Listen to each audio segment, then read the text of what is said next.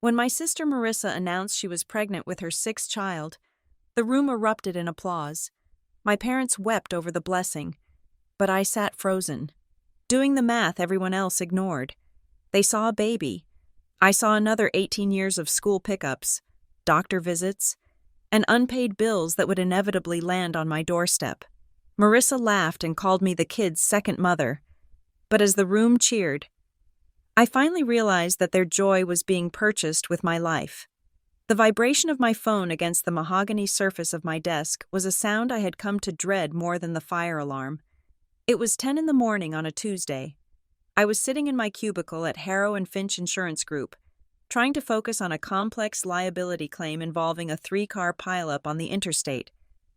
But my mind was already halfway across town. I did not need to look at the screen to know who was calling. There was only one person who treated the middle of the workday like a casual suggestion. I let it go to voicemail. 2 minutes later, the desk line rang. I picked up the receiver, my voice tight. Harrow and Finch, Eleanor speaking. Elle, thank God.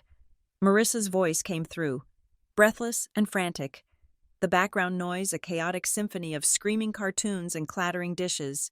I need you to get Leo. The school just called. He threw up in the cafeteria. I closed my eyes, pressing my forehead into the palm of my hand. Marissa, I am at work. I have a meeting with the regional director in 20 minutes. This is the third time this week. I know, she pleaded, her voice cracking in that way that usually made my mother instantly cave.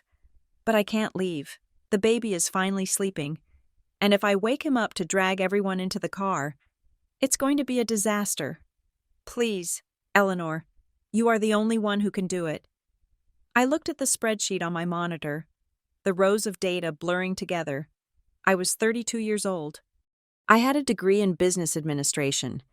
I had a 401k I was aggressively funding and a performance review coming up that could determine the trajectory of my entire career.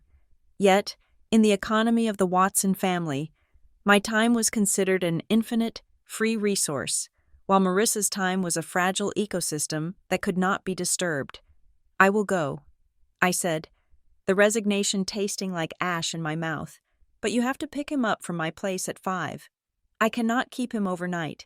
You are the best. Seriously, I do not know what I would do without you. I hung up, grabbed my purse, and walked to my manager's office to invent a lie about a dental emergency. He looked at me with a mixture of pity and skepticism, the kind of look you give an employee who clearly has a chaotic personal life. But he waved me out.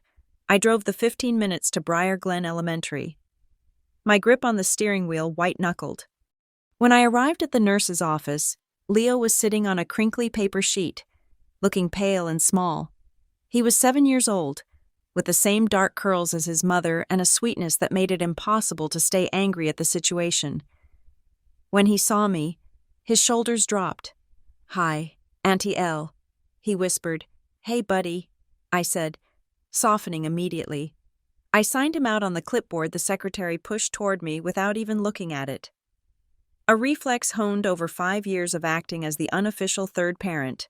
Let's get you home. But we did not go to his home. We went to mine. My apartment was supposed to be my sanctuary. It was a 2-bedroom unit in a quiet complex called the Willows, a place where I paid a premium for silence and manicured lawns. But as I unlocked the front door and ushered Leo inside, the illusion of my independence shattered. My living room looked like a satellite location of a daycare center. There was a basket of toys in the corner that I had bought because it was easier than listening to them cry when they visited. There were spare pajamas in the linen closet, size 2 through 10, in the bathroom. A row of color-coded toothbrushes stood in a cup next to my expensive electric one, blue for Leo, pink for Sophie, green for Marcus, yellow for Chloe, and a small purple one for the toddler, Mia. I settled Leo on the couch with a bucket and a ginger ale, then went to the kitchen to check the calendar on my fridge. It was a massive dry erase board, color-coded with the schedules of 5 children: soccer practice, dance recital, speech therapy, dentist. I had not agreed to manage this. It had started years ago as a favor. Just write it down for me. Elle, you are so organized. And now, if I did not update it, Marissa missed appointments, and I was the one who received the frantic text messages asking why nobody reminded her. I looked at the date. Tonight was the family dinner at Giovanni's. It was my father's birthday, but in our family, every event eventually bent its gravity toward Marissa. By the time 5 o'clock rolled around, Marissa had not shown up. She texted to say she was running late because Mia had a meltdown. By 6. I had to load a still queasy Leo into my car and drive him to the restaurant myself, praying he wouldn't be sick on my upholstery. The restaurant was loud, smelling of garlic and roasted meat. My parents were already there, seated at the long table in the back, a bottle of red wine open between them. My mother, a woman who believed conflict was a moral failing, waved me over frantically. "Eleanor, where is Marissa?" "She is coming," I said, sliding into a seat and helping Leo with his napkin.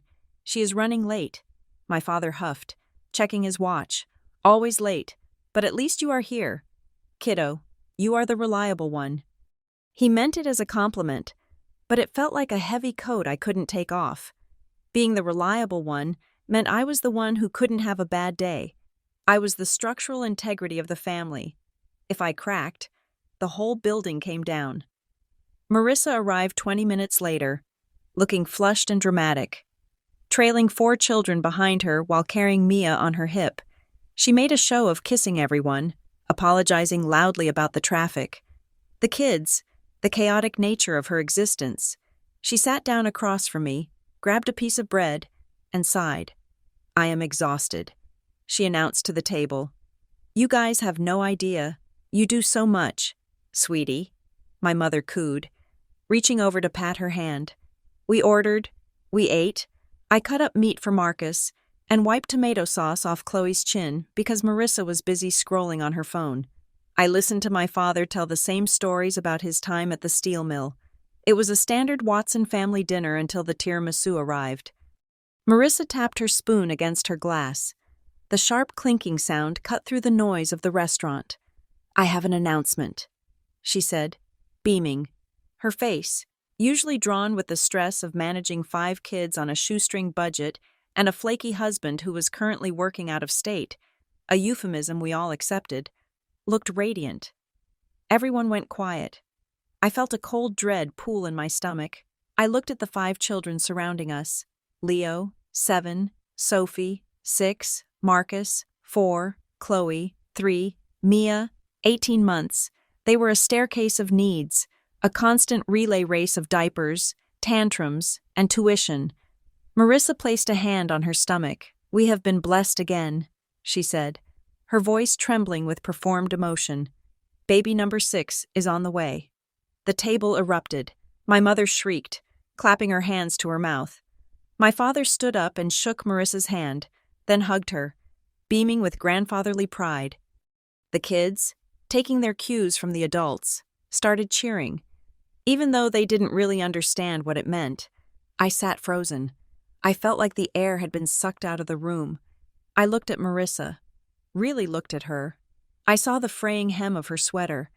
I saw the dark circles she tried to hide with concealer. I thought about the phone call this morning. I thought about the fact that she could barely afford the rent on her 3-bedroom rental house, which my father quietly subsidized every other month. Who is going to pay for this, I thought. Who is going to watch this baby when Marissa has one of her episodes? I knew the answer. The answer was sitting in my chair. "Eleanor?" my mother said, looking at me with a frown. "Aren't you happy for your sister?" I forced the corners of my mouth up. It felt like manipulating clay. "Congratulations. Marissa. That is a lot of news." Marissa laughed, a bright tinkling sound that didn't reach her eyes. "Oh, stop worrying. We always figure it out. Besides," she gestured to me with her fork, looking around the table. "Eleanor is basically their second mom anyway. She has plenty of love to give." The table laughed. My father chuckled, slapping the table. "That is the truth. Auntie Elle runs a tight ship." I felt something inside me crack. It was a distinct sensation, like a bone snapping under too much weight. It wasn't the announcement itself. It was the assumption. The casual way she offered up my labor, my time, and my life as a communal resource to justify her choices. She wasn't asking for help. She was conscripting me. And because she phrased it as a compliment, second mom, I wasn't allowed to object. If I objected, I wasn't just a tired sister. I was a bad person. I took a sip of water, my hand trembling slightly. I did not say anything. I let the moment pass, burying the anger deep down where I kept everything else. The dinner ended in a flurry of coats and hugs. I walked to my car alone, the silence of the parking lot feeling heavy. I drove home, took a shower, and put on my pajamas, staring at the empty side of my bed. I had dated a nice man named David for 3 months last year. He had broken up with me because I had canceled 4 dates in a row to babysit during Marissa's various crises. "You are married to your sister's chaos," he had said. "There is no room for me." I was brushing my teeth when my phone rang. It was Marissa. I stared at the screen. It was 11 o'clock at night. I picked up. "Hello? Elle, I need a huge favor," she said. Her voice was hushed. "Urgent. I just got called into a last-minute shift at the diner. They are short-staffed, and I really need the money with the new baby coming. Can you come sit with the kids?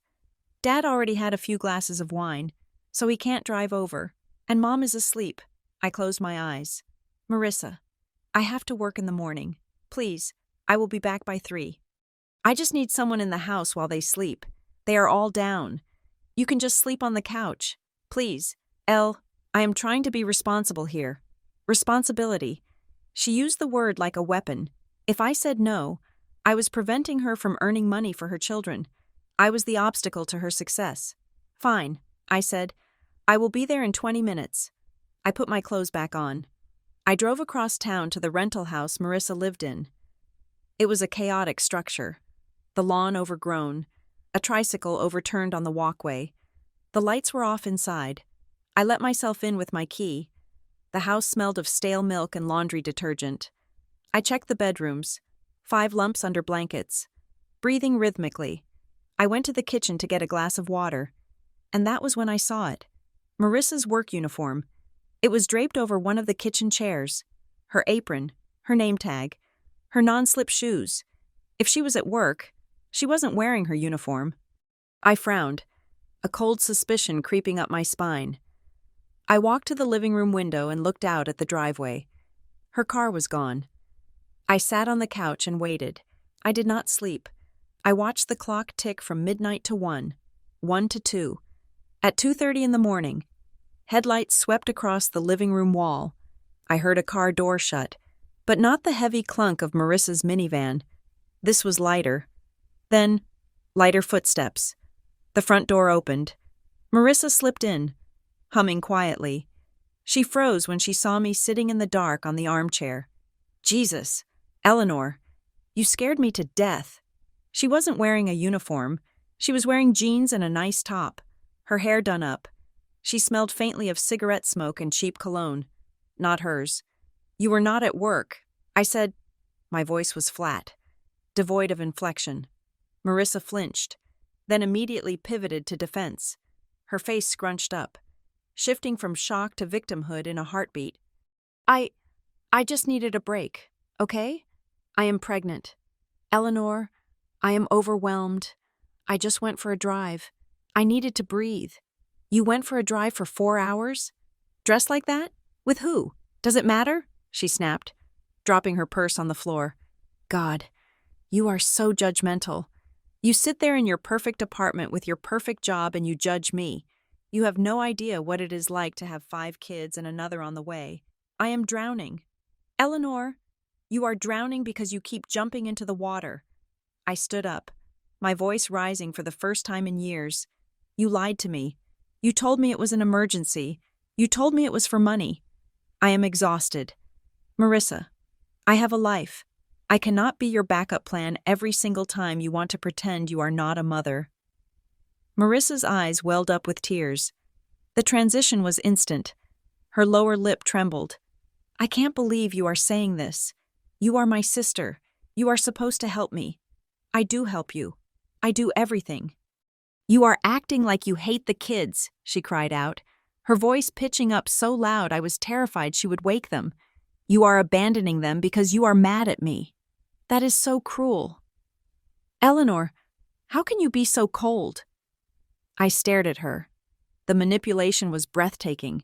She had twisted my demand for truth into an accusation of child neglect.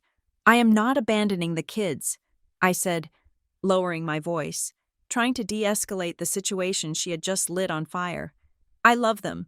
You know I love them, but I cannot trust you if you lie to me." "Then stop acting like my boss," she hissed, wiping her eyes. "Just go home. Since you are so miserable helping your family, just go. I will handle it. I always handle it." I looked at her standing there, pregnant, defiant, and completely detached from reality. I knew if I left now, she would spin this story to our parents by morning. Eleanor screamed at me. Eleanor made me cry while I was pregnant. I picked up my purse. "We are not done talking about this. Marissa, we need a plan. This new baby, things have to change." Yeah. She waved a hand dismissively, turning her back to me to open the fridge. "Just go." I drove home in a daze. My hands were shaking. I felt sick, physically sick. From the toxicity of the exchange, the next few days were a blur of cold silence. Marissa didn't call. I didn't call. I went to work. I did my job, and I came home to my silent apartment. It should have felt peaceful, but it felt like the calm before a hurricane. On Friday, my phone rang during lunch. It was a local number I didn't recognize. I answered, thinking it might be a client. "Hello? Hi? Is this Eleanor Watson?" a young voice asked. "Yes. Who is this?" "It is Sophie." "Sophie?" I sat up straighter. My 6-year-old niece. She sounded small and scared. "Sophie. Honey, why are you calling from a strange number? Where are you?" "I am at school," she said. "I am in the office. Mrs. Gable let me use the phone." "Is everything okay? Are you hurt?" "No. But Mom forgot to pick us up. It is early release day. All the other kids are gone. Mrs. Gable called Mom, but she didn't answer. So I told her to call you." My heart broke. Not for Marissa, but for this little girl standing in an empty school office, knowing exactly who would answer.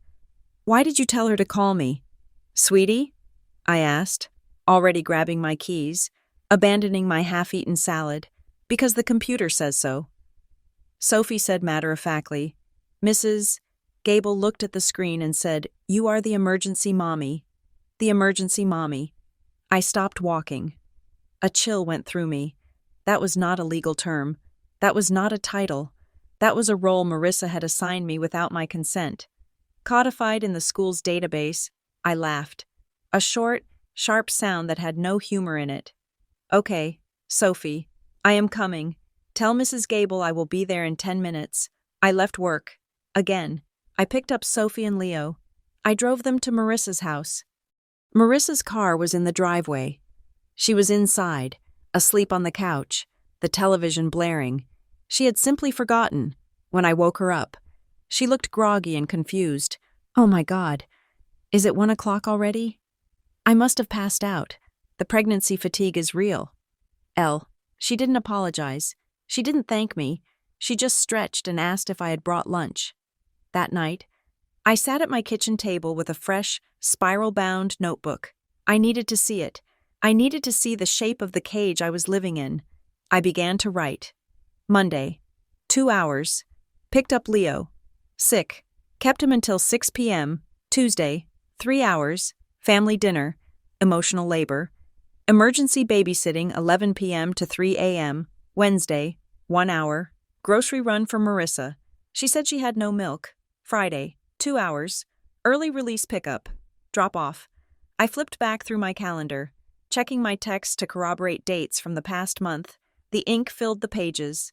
Tutoring Marcus because he was falling behind in reading. Buying diapers because Marissa left her wallet at home. Taking the minivan for an oil change because Marissa said the light scared her. It wasn't just favors. It was a part-time job. A part-time job that cost me money and sanity. I looked at the numbers. In the last 30 days, I had spent 42 hours doing things for Marissa. That was a full work week. I had spent nearly $400 on food, gas, and supplies for her children. And in return, I was called cold. I was called judgmental. I closed the notebook. My hand was cramping. I felt a strange mixture of validation and horror. I wasn't crazy. I was being exploited. I poured myself a glass of wine and sat on my balcony. Looking out at the parking lot, the night air was cool. I decided then that I needed to pull back. Not a dramatic exit, that would just hurt the kids, but a slow, steady retreat. I would stop answering the first call. I would say no to the small things. I would force Marissa to feel the weight of her own life.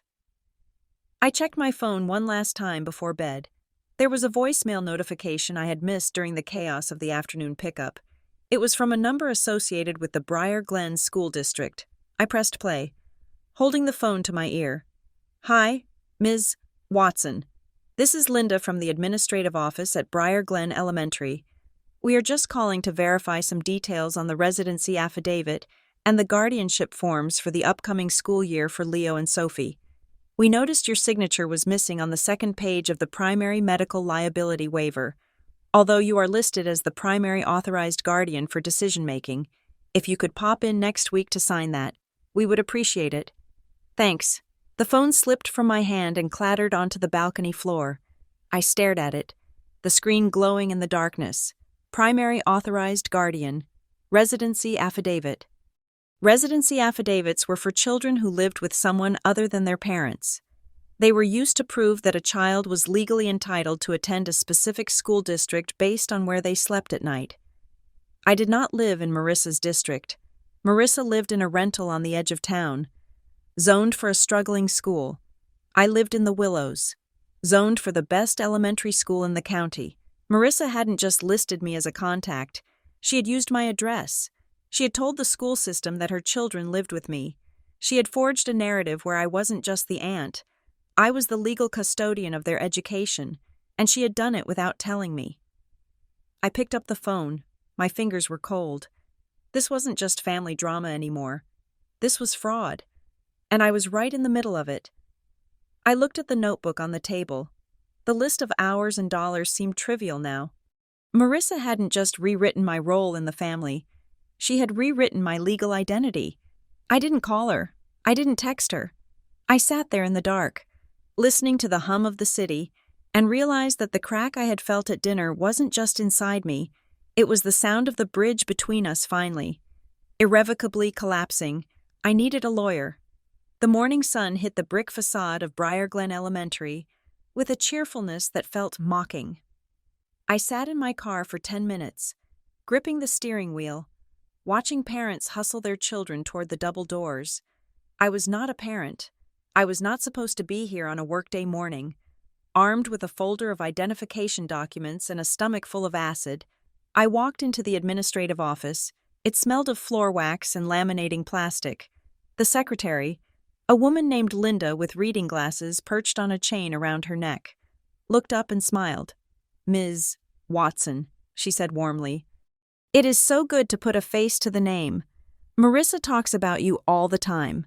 The greeting stopped me cold. It was friendly, welcoming, and completely terrifying. It implied a familiarity I had never consented to. "Hi, Linda," I said, keeping my voice steady. "I got a voicemail about guardianship forms. I just wanted to clarify what is on file." "Oh, of course." She swiveled in her chair and pulled a thick file from a hanging rack. "We just need an updated signature on the medical liability waiver. Since you are listed as the primary authorized guardian for educational and medical decisions, we need to make sure we have your current insurance information on the new system." I felt the room tilt slightly. Primary authorized guardian. Not emergency contact. Not aunt. Guardian. "May I see that?" I asked. She slid the paper across the counter. There it was. My name, printed in Marissa's looping, chaotic handwriting, on the line designated for parent/legal guardian. Under the section for mother. Marissa had written her own name, but under responsible party for financial and administrative matters. She had written Eleanor Watson, She had even checked the box that said, "Student resides with guardian," and listed my address at the Willows. I stared at the paper. It was dated 3 years ago. For 3 years. The school system believed that Leo and Sophie lived with me. They believed I was the one responsible for their tuition, their lunch money, and their behavior. "Is there a problem?" Linda asked, her smile faltering. I looked up at her. "Linda, I do not live with these children. I am their aunt. I live across town." Linda blinked, confused. "But your sister said, well, the notes here say that you handle everything. She told us that due to her work schedule, you are the primary parent for all logistical purposes. That is why we always call you first. I handle everything because she does not answer her phone." I wanted to scream. Instead, I took a deep breath. Marissa was mistaken. I said, the words tasting like copper, "I need to correct this. I am not the legal guardian. I am an emergency contact only." Linda looked uncomfortable. She pulled the paper back. "Well, that is going to be an issue for the district residency requirement. If they do not live at your address." "I know." I said, "I know exactly what that means." I left the school 20 minutes later with copies of every document Marissa had forged my signature on. There were field trip permission slips I had never seen. There were lunch program applications listing my income, not hers, to explain why she wasn't qualifying for aid, or perhaps to hide that she was claiming zero income elsewhere. It was a mess. It was a tangled web of little white lies that had hardened into concrete legal realities. I did not go back to work. I drove straight to the downtown district, to a building I had passed 1,000 times but never entered. Klein and Reddick. Legal services was quiet. The waiting room was beige and smelled of expensive coffee. I had made the appointment from the school parking lot, my hands shaking so badly I had mistyped the number twice. I was not here to sue my sister. The thought alone made me nauseous. I was here because I needed someone to tell me where the line was. I had lost sight of it years ago. Mr. Reddick was an older man with kind eyes and a suit that looked like it had seen better decades. He listened to me for 20 minutes without interrupting. I laid it all out. The school forms, the constant demands, the second mom jokes, the way my boundaries were treated like insults. When I finished, he leaned back in his leather chair and tented his fingers. "You are in a precarious position." "Eleanor," he said. His voice was gravelly but gentle. "By allowing this to go on for years, picking them up, paying for things, acting in a parental capacity, you have created a status quo. The law looks at what is happening, not just what is written down." "So I am trapped?" I asked, feeling the panic rise. "No, but you need to dismantle this structure carefully. If you simply disappear, you could be accused of abandoning a role you voluntarily accepted, specifically regarding the school. You need to formally revoke these authorizations. You need to do it in writing, and you need a formal childcare agreement. A contract? With my sister? Not a contract in the business sense, but a memorandum of understanding." He slid a notepad toward me. "You need clarity. You say you want to help, but you want to help on your terms, right now. Marissa defines the terms. You need to take the pen back." He outlined a plan. It wasn't about punishment, it was about protection.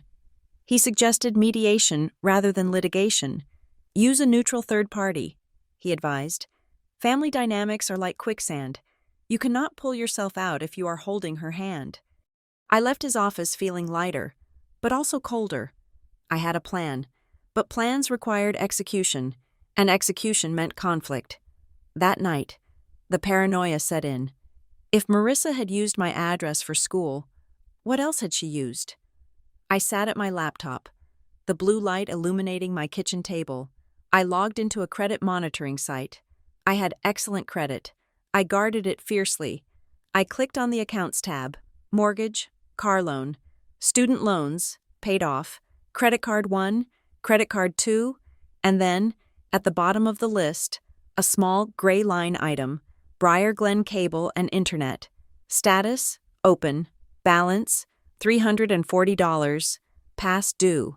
I stared at the screen. I did not have Briar Glen Cable. I used a different provider that serviced my apartment complex. I clicked on the details. The account had been opened 2 years ago. It was linked to my social security number, but the service address was Marissa's rental house on Elm Street. My heart hammered against my ribs. It wasn't a credit card. She hadn't gone on a shopping spree. She had opened a utility account in my name because, I assumed, her own credit was too poor to avoid a deposit she couldn't afford. It was small. It was just cable, but it was theft. I closed the laptop. I felt a wave of betrayal so profound it made me dizzy. It wasn't the money. I would have paid the deposit if she had asked. It was the entitlement. She felt she had a right to my identity because, in her mind, we were the same entity. I was the resource she mined to keep her life running. I drove to her house the next evening. I didn't call first. I knew if I called, she would find an excuse not to be there. The house was chaotic as always. The TV was blaring cartoons. The kids were running in circles around the coffee table. Marissa was in the kitchen, stirring a pot of macaroni and cheese, looking tired and heavy in her pregnancy. When she saw me, her face lit up with a mixture of relief and caution. "Elle, you came over. Does this mean you are not mad about the other night?" I stood in the doorway of the kitchen. I did not smile. "We need to talk."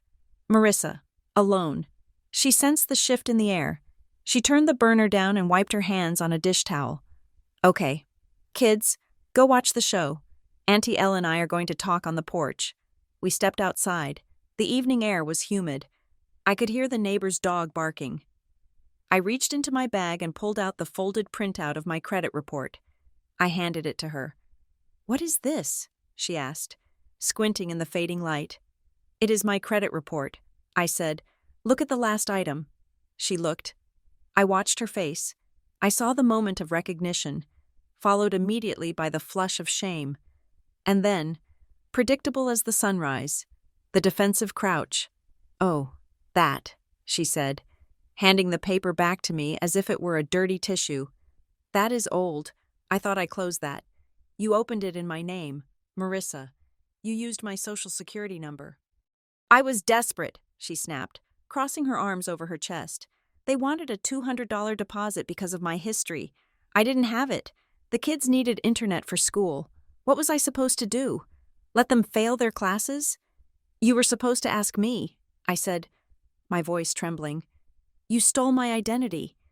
Do you realize that is a crime? I could go to the police."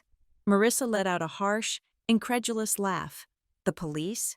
Are you serious? You would call the cops on your pregnant sister over a cable bill?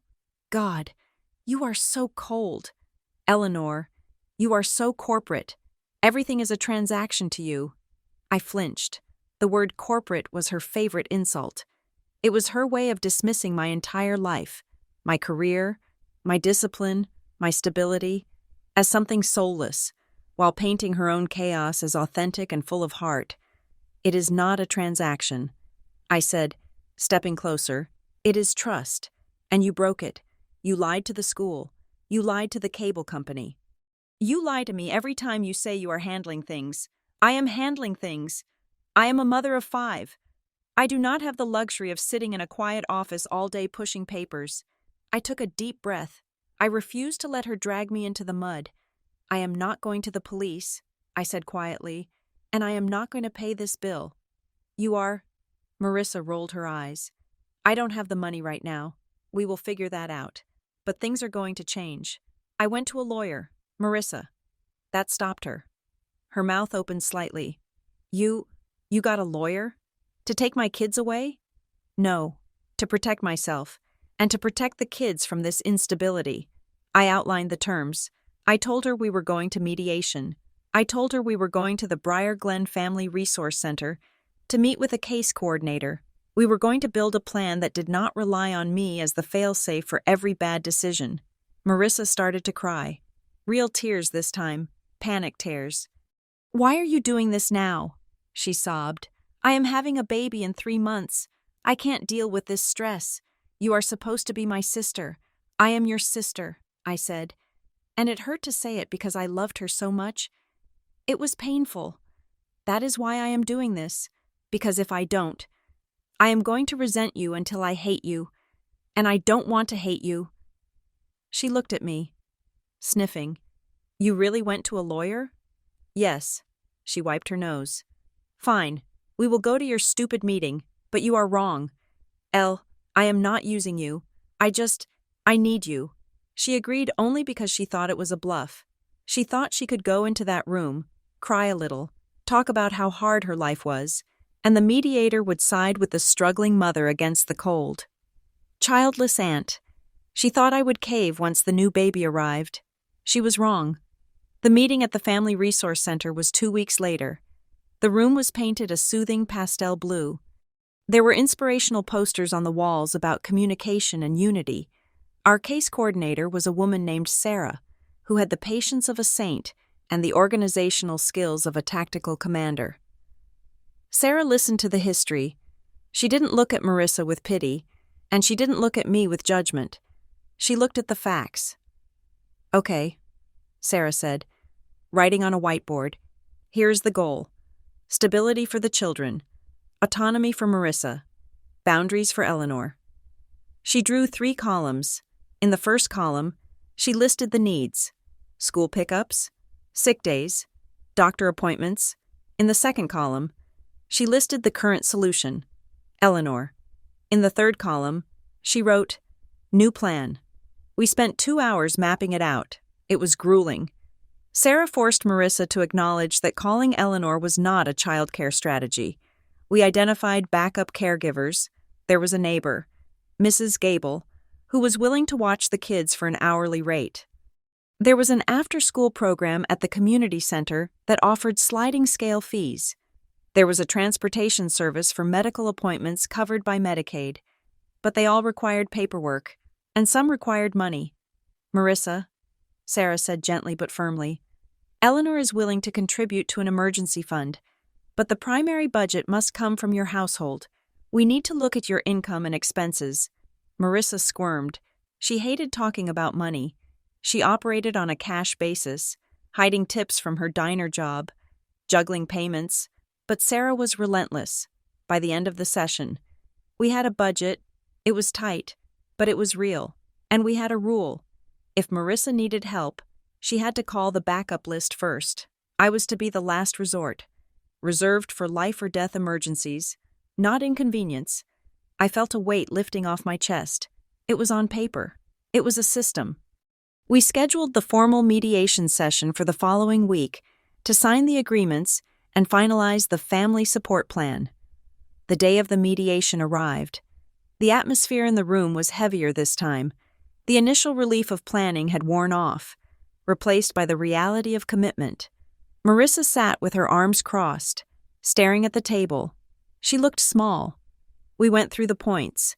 Revoking the school guardianship, Marissa had to go down and sign the papers herself, closing the cable account and transferring it to her name, setting the schedule for when I would visit, as an aunt, to play, not to work. Then Sarah asked the question that had been hovering in the background of every conversation. Marissa, regarding the new baby, Sarah said, we need to factor in the father's involvement. Will he be contributing to childcare or finances? Is there a custody arrangement we need to align with this schedule? The room went silent. I looked at Marissa. We all assumed the father was Darren, her on-again, off-again boyfriend who drifted in and out of town like a bad weather system. He was useless, but he was usually known. Marissa stared at her hands. She picked at a loose thread on her maternity jeans. He won't be involved, she whispered. Sarah nodded. Okay, is that because of a safety concern? Or, no. Marissa interrupted. She looked up, and her eyes were wide, filled with a terror so raw it took my breath away. It is because I don't know who he is. I stopped breathing. What? I asked. Marissa looked at me, tears spilling over. Me and Darren were on a break. I was lonely. I met a guy at the diner, and then there was another guy a few weeks later. I don't know. I honestly don't know. She started to sob, her shoulders shaking. The shame in the room was palpable. It wasn't just the morality of it. It was the chaos. The absolute, unmitigated chaos of bringing a 6th child into the world without even knowing whose genetic history they carried. Sarah remained professional. handing Marissa a tissue. Thank you for being honest. Marissa, that is important. We can navigate that. But Marissa wasn't looking at Sarah. She was looking at me. She reached across the table and grabbed my hand. Her grip was wet and desperate. You can't leave me now. Eleanor, she pleaded, her voice rising to a wail. You can't make me sign these papers. I am all alone. I don't have anyone. If you pull back now, I will drown. You have to promise me you will stay. I looked at her hand gripping mine. I felt the familiar pull, the magnetic force of her disaster trying to suck me back in. She was using her fear as a bargaining chip. She was using the tragedy of her own making to invalidate my boundaries. It was the ultimate trap. I am in so much trouble that you are not allowed to have a self. I looked at Sarah. Sarah was watching me, waiting to see if the structure we had built would hold. I looked back at Marissa. I saw the sister I grew up with. I saw the fear in her eyes. It was real. She was terrified, but I also saw the manipulation. She believed that if the crisis was big enough, the rules didn't apply. I squeezed her hand gently. Then I pulled mine away. Marissa, I said, my voice shaking but firm, I am not leaving you. But I am not saving you from this either. We are signing the papers. Marissa's face crumpled. She looked at me like I had slapped her. But in that moment, I realized something. If I saved her now, I would be saving her forever, and I only had one life to live. The document sitting on the conference table between us was only 4 pages long, but it felt as heavy as a stone tablet. Across the top, in bold, sans serif font, it read, Family Support Plan, Watson Family. It was a contract of peace, but to Marissa, it looked like a declaration of war. Sarah, the case coordinator, smoothed the paper with her hand. Okay, let us review the final terms before signing. Eleanor, you are committing to scheduled support on Tuesday and Thursday evenings from 5:30 to 8:30. You will handle dinner and homework help during these windows. You are removing yourself from the on-call rotation for daily pickups. I nodded, my hands clasped tightly in my lap to hide a slight tremor. Correct. Sarah turned to Marissa. Marissa, you are agreeing to enroll Leo and Sophie in the YMCA after-school program beginning next Monday. You have designated Mrs. Gable and your cousin Tina as the primary backup contacts for sick days and unscheduled emergencies. Eleanor is to be contacted only if those 2 options have failed and there is a genuine health or safety risk. Marissa stared at the paper. She looked exhausted, her pregnancy showing more prominently now, her dark curls pulled back in a messy bun. She picked up the pen like it was a knife she was being forced to hold by the blade. It feels like a custody agreement, she muttered, not looking at me. Like we are divorced. We are divorcing the dynamic. Marissa, I said softly. Not each other. She scoffed. A wet, sharp sound. Same difference. You are putting me on a schedule. You are treating your own nieces and nephews like a dental appointment. I am treating them like people who need consistency. I countered, and I'm treating myself like a person who needs a life. She signed it. The scratch of the pen was loud in the quiet room. When she was done, she shoved the paper towards Sarah and crossed her arms over her chest. Refusing to meet my eyes, we walked out to the parking lot in silence. I wanted to hug her. I wanted to tell her that we would be okay, that this was for the best, but I knew she wasn't ready to hear it. To her, love was a lack of boundaries. To her, the fact that I was drawing a line meant I had stopped caring. I got into my car and sat there for a long time, watching her drive away in her battered minivan. I felt a strange cocktail of relief and grief. I had my Tuesdays and Thursdays, but I had lost the illusion that I was the hero of this story. The backlash began 48 hours later. It didn't come from Marissa directly. It came from my parents. I was at my apartment on a Sunday afternoon, finally catching up on laundry. When my mother called, her voice was tight, the specific tone she reserved for when she felt the family image was being threatened. Eleanor, your father and I just got off the phone with Marissa. She was crying. She says you made her sign a contract? It is not a contract. Mom, I said, cradling the phone between my shoulder and ear as I folded a towel. It is a support plan. We worked on it with a mediator. A mediator? My mother sounded horrified. Like you are strangers? Eleanor, we are family. We help each other. We don't drag outsiders into our business. Your father is very upset. He thinks you are being incredibly harsh on her. She is pregnant. For heaven's sake. I stopped folding. I took the phone and held it in front of my face for a second. Breathing in, breathing out. Mom, I said, keeping my voice steady. Where were you last week when she called me at 2 a.m. because she was out with a stranger? Where were you when the school called me because she forgot to pick up the kids? That is different. She dismissed. She is overwhelmed. She needs support, not rules. You are the strong one. Elle, you have always been the strong one. Can't you just keep the peace? Just for a few more months? I walked to the window. I looked out at the manicured lawn of the willows. Keep the peace. It was the Watson family motto, but as I stood there, I realized what the phrase actually meant. Peace for you means sacrifice for me. I said, silence on the other end. What did you say? I said, peace for you has always meant sacrifice for me. You and Dad get to feel like good grandparents because you visit on Sundays and buy them ice cream. You get to feel like good parents because you give Marissa money for rent sometimes. But the actual work, the late nights, the anxiety, the cleanup, that falls on me. And if I stop doing it, the chaos reaches you. You don't want me to keep the peace. Mom, you want me to keep the chaos away from your doorstep. Eleanor Jean, I love you. Mom, but the plan stands. If you want to help Marissa more, you are welcome to add your names to the backup list. I hung up. My heart was pounding so hard I could feel it in my throat. I had never spoken to my mother like that. I had broken the cardinal rule.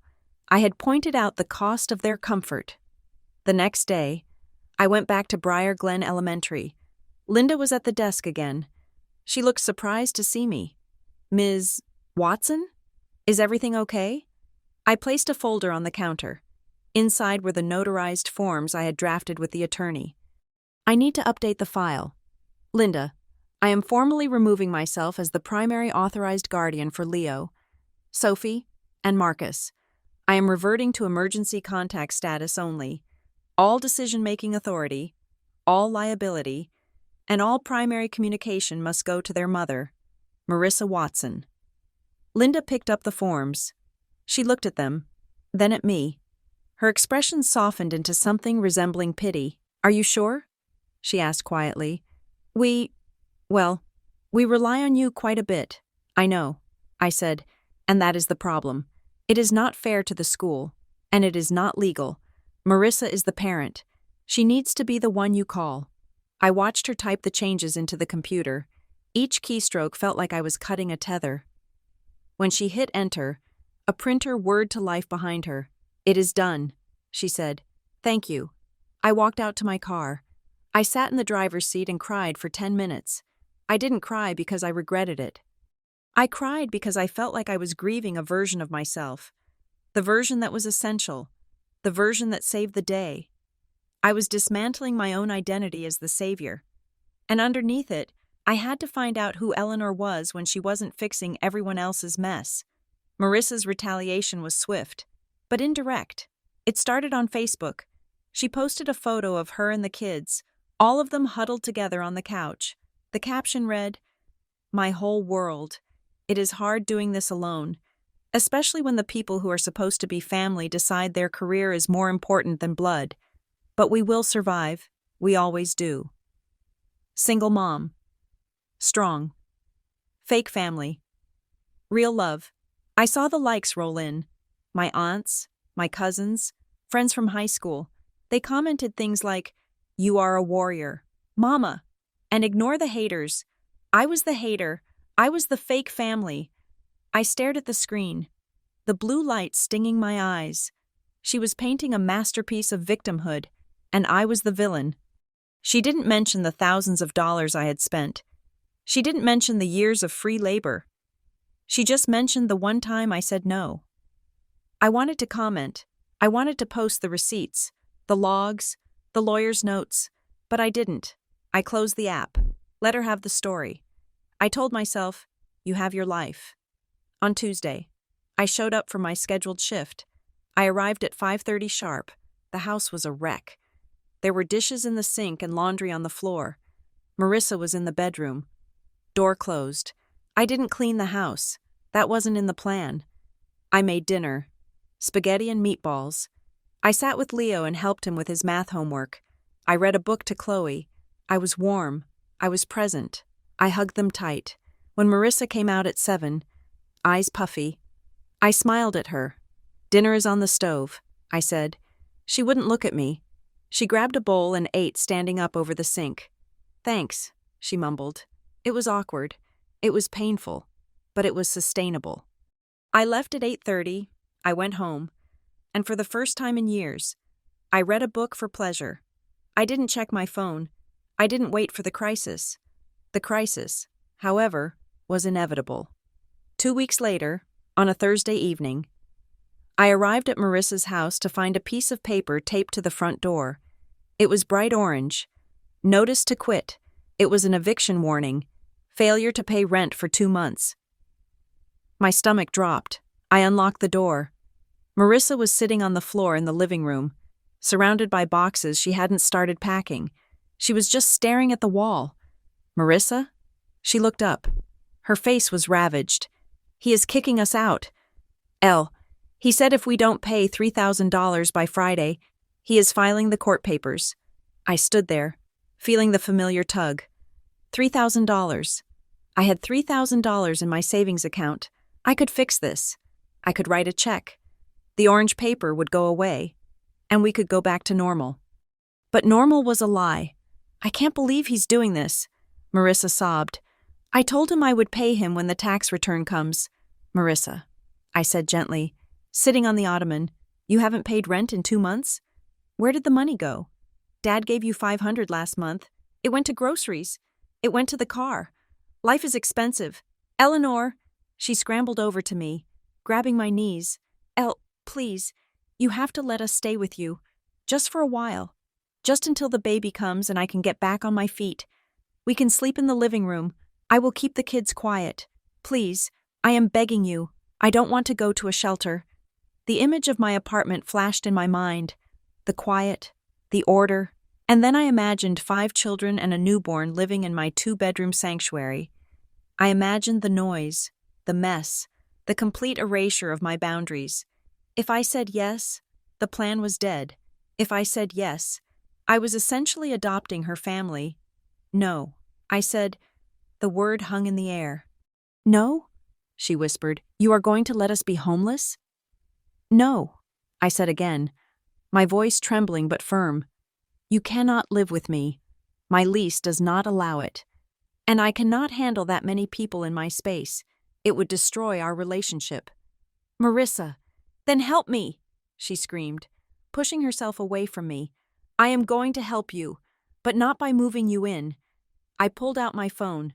I didn't call the landlord to pay the bill. I called the Briar Glen Housing Assistance Hotline. I had the number saved because Sarah, the mediator, had given it to me just in case. I spent the next 3 hours on the phone. I navigated the bureaucracy. I found a program that offered emergency rental assistance for pregnant mothers facing eviction. They could cover the arrears directly to the landlord if Marissa attended a financial literacy workshop and provided proof of income. I sat with her and helped her fill out the forms. I scanned her pay stubs with my phone. I emailed the landlord, copying the caseworker, explaining that funding was being processed. It wasn't a check. It was a solution. Marissa was sullen the whole time. She felt rejected. She didn't see that I was securing her housing. She only saw that I had denied her entry to mine. But the eviction notice came down. The landlord agreed to wait for the county payment. The next day, I picked up Leo from the after-school program. It was my scheduled day. He climbed into the car, buckling his seatbelt. Hey, Auntie Elle, he said. Hey, buddy. How was school? It was okay. Jimmy asked me where I lived today. Oh? What did you tell him? I gripped the steering wheel. I told him I lived with you. My heart stopped. I glanced at him in the rearview mirror. He was looking out the window, watching the trees blur by. Why did you tell him that? Leo? You live with Mommy. I know, he said quietly. But Mommy moves a lot, and sometimes the lights go out. Your house is always there. So I just told him I lived with you. It made me feel better. I felt a tear slide down my cheek. I quickly wiped it away. He wasn't lying to be malicious. He was lying to create a psychological anchor. He was claiming my stability as his own because his reality felt like quicksand. It broke my heart in a way the arguments with Marissa never could. It also solidified my resolve. I had to be the rock, and a rock doesn't move. A rock doesn't crumble.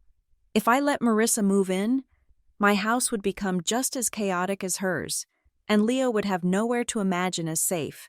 By keeping my distance, I was keeping his sanctuary alive. That weekend, I made an appointment at the Oak Ridge Community Credit Union. I met with a financial counselor named Mr. Henderson. I told him I wanted to set up a custodial trust, but with specific withdrawal conditions. I want a fund for the children's educational and medical needs. I explained. But I don't want the mother to have unilateral access, and I want a matching component. Mr. Henderson nodded, typing on his keyboard. We can do a restricted access account. You are the trustee. She can view it, but she cannot withdraw. Exactly. And here's the rule. If Marissa deposits $50, I will deposit $50. If she deposits nothing, I deposit nothing. It was harsh, but I needed her to have skin in the game. I needed her to feel the pride of providing, not just the relief of receiving. When I presented this to Marissa, she was furious. You are treating me like a child, she yelled. An allowance? Seriously? I am treating you like a partner. I said calmly, this fund is for school supplies, field trips, and winter coats. It is not for rent. It is not for cable. It is for the kids. If you put in $20 a month, I will double it. It is free money. Marissa. But you have to take the first step. She didn't speak to me for 3 days. But on the 4th day, I got a notification from the bank app. Deposit. $25 from Marissa Watson. I smiled. I immediately transferred $25 to match it. It was a start. Marissa agreed to the paternity testing. She knew she had no choice if she wanted to qualify for certain state benefits Sarah had identified. She started going to the Briar Glen Women's Clinic for prenatal care. She was checking the boxes, but the emotional boundaries were harder to enforce than the financial ones. She stopped asking for money, but she started using me as her emotional dumping ground. She would call at 11:30 at night, sobbing about her fear of the birth, about her loneliness, about how the world was unfair. At first, I listened. I thought this was the compassionate compromise. I wasn't giving money, so I should give time, but it was draining me. I was going to work with puffy eyes. I was waking up anxious. One night, she called at midnight. I had a major presentation the next day. Elle, I am scared, she whispered. What if I can't do this? What if the baby hates me? Marissa, I said, sitting up in bed and turning on the lamp. I love you. But it is midnight. I have to work tomorrow. But I need to talk. Who else am I going to talk to? You need to talk to your therapist, I said gently. Or you need to call the warm line Sarah gave you. I cannot be your husband. Marissa, I cannot be the person who holds all your fear in the middle of the night. You are my sister. I am, and that is why I need to sleep. So I can be a good sister tomorrow at 5:30 when I come over to help with dinner. I hung up. I turned off the phone. I lay in the dark, staring at the ceiling, feeling like a monster. But when I woke up the next morning, I was rested. And when I went to see her that evening, I had the energy to be patient with the kids, to laugh with them, to actually be present. The boundary hadn't killed the relationship. It had saved the quality of it. Then, the universe tested me. I was called into the office of the vice president of Harrow and Finch. Her name was Catherine, a woman I admired deeply. She sat me down and slid a folder across her glass desk. Eleanor, we have been watching your numbers. She said, you are outperforming everyone in the regional division. "We want to offer you the senior risk analyst position." My heart soared. It was the job I had been working toward for 5 years. It came with a significant raise. It came with prestige. "There is a catch," Catherine said. "The position is based out of the Philadelphia office, but it requires travel about 30% of the time. You would be on the road 3 or 4 days a month. Sometimes more." I froze. Travel. If I was traveling, I couldn't be there on Tuesdays and Thursdays. If I was traveling, I couldn't be the emergency contact. I thought about Marissa. I thought about the precarious house of cards we had built. It was holding, but barely. If I removed myself for days at a time, would it collapse? "Can I have the weekend to think about it?" I asked. "Of course," Catherine said, "but we need an answer by Monday." I drove home slowly. My parents' voices echoed in my head. "You are the stable one. You are the only thing holding this family together." If I took this job, I was choosing my ambition over their survival. That was how they would frame it. I went to my apartment. I looked at the calendar on the fridge, the one that used to be covered in their schedule, but now only had my scheduled shifts written on it. I thought about Leo telling his friend he lived with me. He didn't live with me. He lived in the space I created for him. If I didn't take this job, I was shrinking. I was keeping myself small so that Marissa didn't have to grow. I was clipping my own wings to stay in the nest she refused to leave.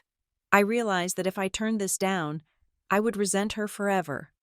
Every time I paid a bill, every time I drove to her house, I would think about the senior risk analyst title I didn't have, and that resentment would poison everything. I picked up the phone. I didn't call Marissa. I didn't call my parents. I called Catherine. "I don't need the weekend," I said. "I'll take it." I hung up and let out a breath.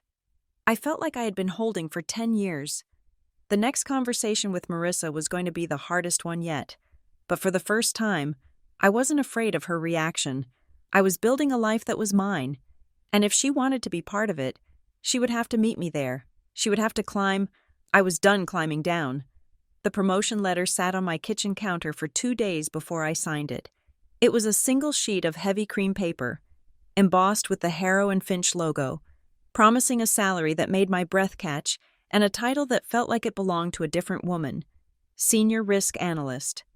I looked at the signature line. Accepting this meant I would be in Philadelphia 3 days a month.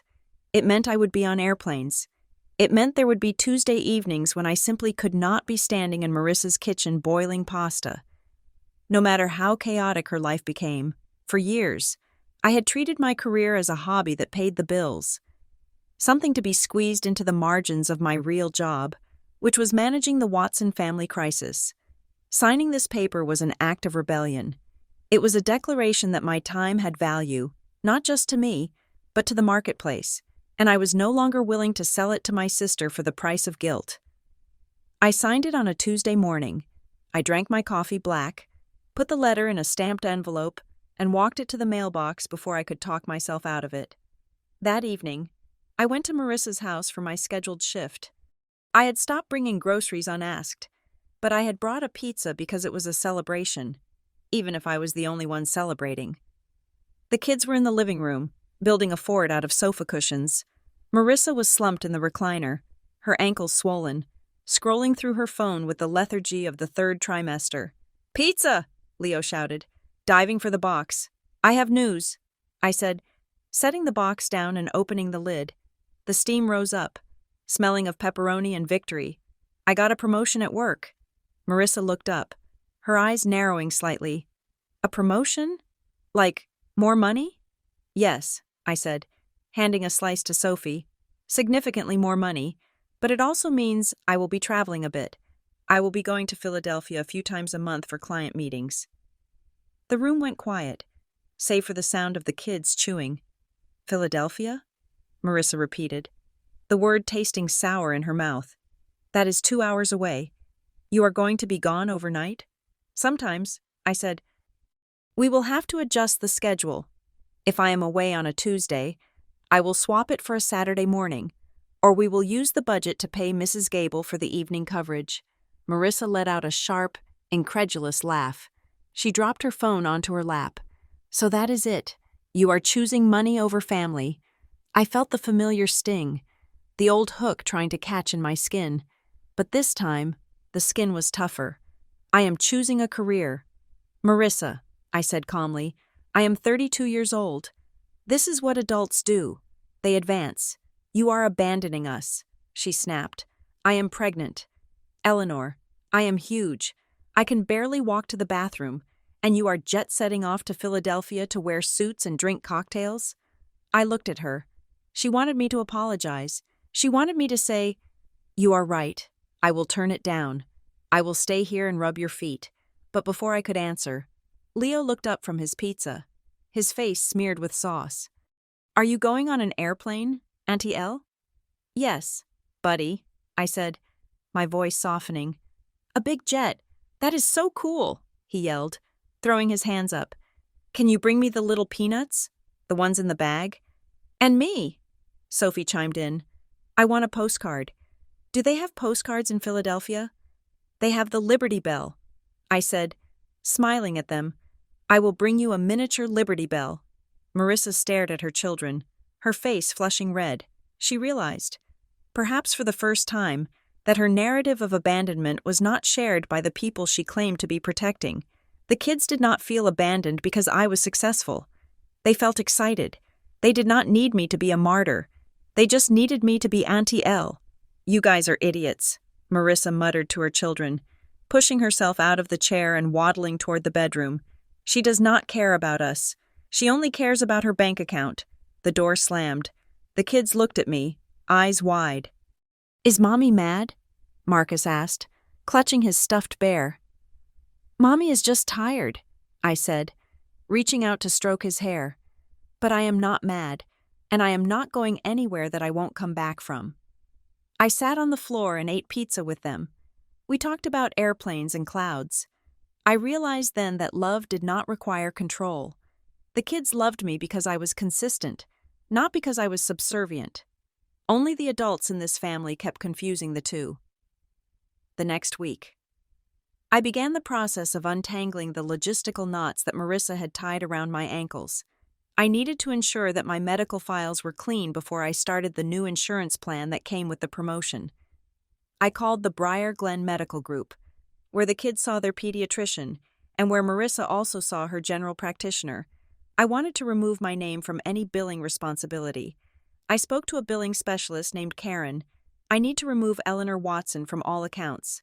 I said, I am not the guarantor. There was a long pause on the line, followed by the sound of typing.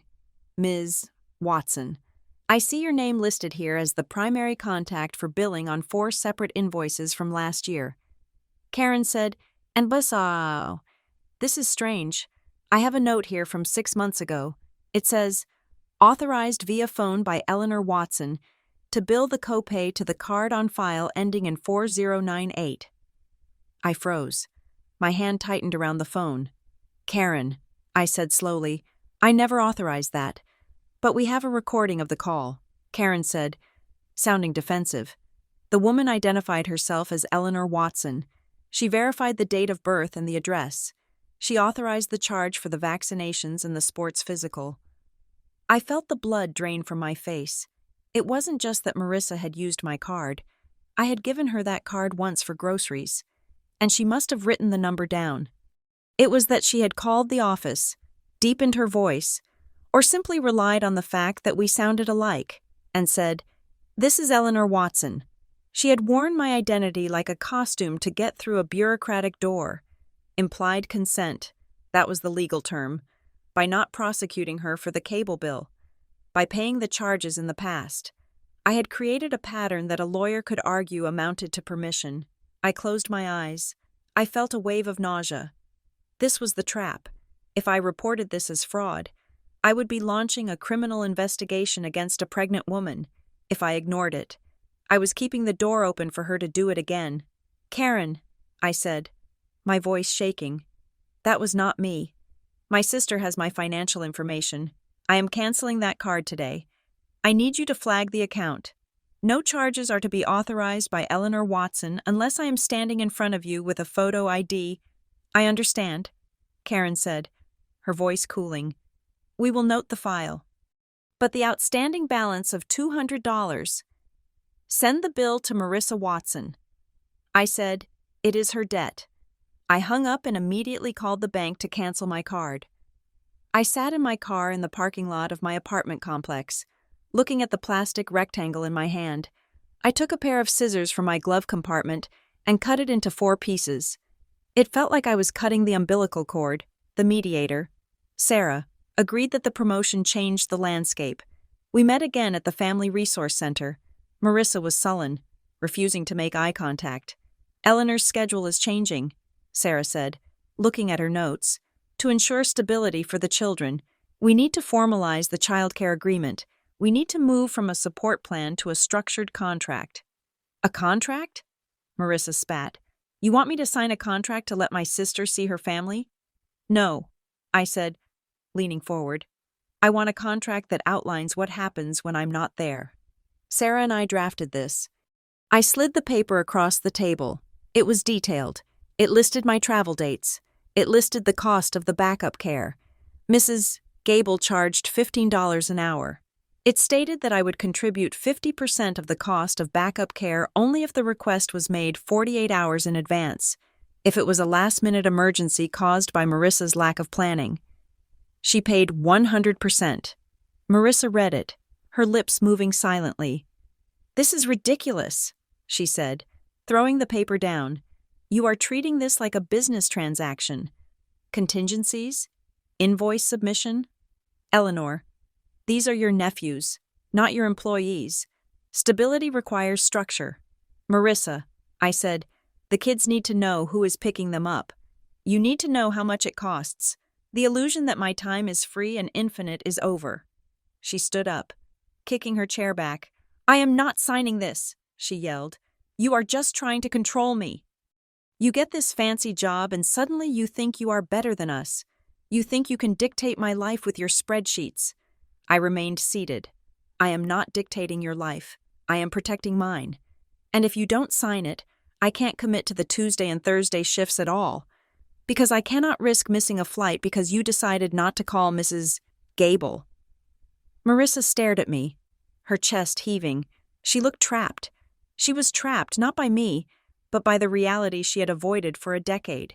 She grabbed the pen and signed it so hard the tip tore through the paper. There, she screamed. Are you happy? You won. You are officially the coldest bitch in Briar Glen. She stormed out. Sarah looked at me with a sympathetic grimace. She is angry because the safety net is no longer wrapping around her. Sarah said, she is having to stand on her own floor. That is terrifying. I drove home feeling hollow. I didn't feel like a winner. I felt like a surgeon who had just amputated a gangrenous limb. It was necessary to save the patient, but it was still a loss. My parents did not see it that way. They arrived at my apartment on Saturday morning unannounced. My father looked grim. My mother looked tearful. They sat on my beige sofa like a tribunal. We need to talk about what you are doing to your sister, my father said, declining the coffee I offered. I sat in the armchair across from them. What am I doing to her? Dad? You are punishing her, my mother said, wiping her eyes. The contracts, the rules, the refusal to let her move in. Eleanor, she is pregnant. She is alone. And now you are jetting off to Philadelphia and leaving her with nothing? I am not leaving her with nothing, I said, fighting to keep my voice level. I pulled out my laptop and opened the spreadsheet. Look, I said, turning the screen toward them. Here is the plan. Every child is covered. Leo and Sophie are in the after-school program. Mrs. Gable is booked for the days I'm traveling. The food budget is set. The transportation for her doctor appointments is arranged through the county shuttle. I pointed to the rows of green check marks. The kids are safe. Mom, they are fed. They are supervised. The only thing I have removed is Marissa's ability to use me as an emotional punching bag and an unlimited ATM. My father waved his hand at the screen dismissively. I don't care about your charts. Eleanor, I care about family. Family helps family without conditions. Does family steal your identity? I asked quietly. They both stopped. What? My father asked. I told them. I told them about the cable bill. I told them about the medical authorization. I told them about the time she pretended to be me to get a prescription filled. She has been using my name for years. I said, because she knows I have good credit and she doesn't. Because she knows I'm responsible and she isn't. That is not asking for help. Dad, that is exploitation. My mother looked down at her hands. She knew. Deep down, she knew exactly who Marissa was. But admitting it meant admitting they had failed to raise her to be an adult. She didn't mean any harm. My mother whispered weakly. She was just desperate. Desperation is not an excuse for fraud. I said, I am not punishing the kids. I am saving them from thinking this is how love works. I am teaching them that you pay your bills and you show up on time. Someone has to teach them that. They left an hour later. They didn't apologize, but the fire had gone out of their anger. They looked old and tired. They realized that by refusing to carry Marissa, I was forcing them to look at the weight of her, and they were terrified of picking it up. 2 weeks before I was scheduled to take my first trip to Philadelphia, Marissa's doctor ordered strict bed rest. Her blood pressure was dangerously high. Preeclampsia. It was a medical crisis. It was the kind of moment where the old Eleanor would have dropped everything, moved into Marissa's house, and taken over. The family text thread lit up. Dad, Marissa is on bed rest. She can't get up. Who is going to handle the house? Mom, Eleanor, you need to cancel your trip. You need to be there. I stared at the phone. I felt the guilt wash over me like a tidal wave. This wasn't a fake crisis. This was real. But I remembered the mediator's words. If you step in to fill the gap, the system never forms. I did not cancel my trip. Instead, I activated the network. I called the pastor at the church Marissa occasionally attended. I explained the situation. Single mother, high-risk pregnancy, 5 kids. They organized a meal train. Within 4 hours, dinner was covered for 14 days by ladies from the parish. I called the neighbor, Mrs. Gable. I offered to pay her double for the next 2 weeks to handle the morning routine. I called the county social worker and requested a home health aid evaluation. Because of the medical necessity, Marissa qualified for 4 hours of in-home assistance a day. I coordinated it all from my laptop. I spent 3 hours making calls, sending emails, and confirming times. When I visited Marissa that evening, she was lying in bed, propped up by pillows.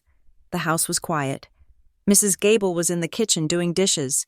You didn't come, Marissa said, her voice small. Mom said you wouldn't come.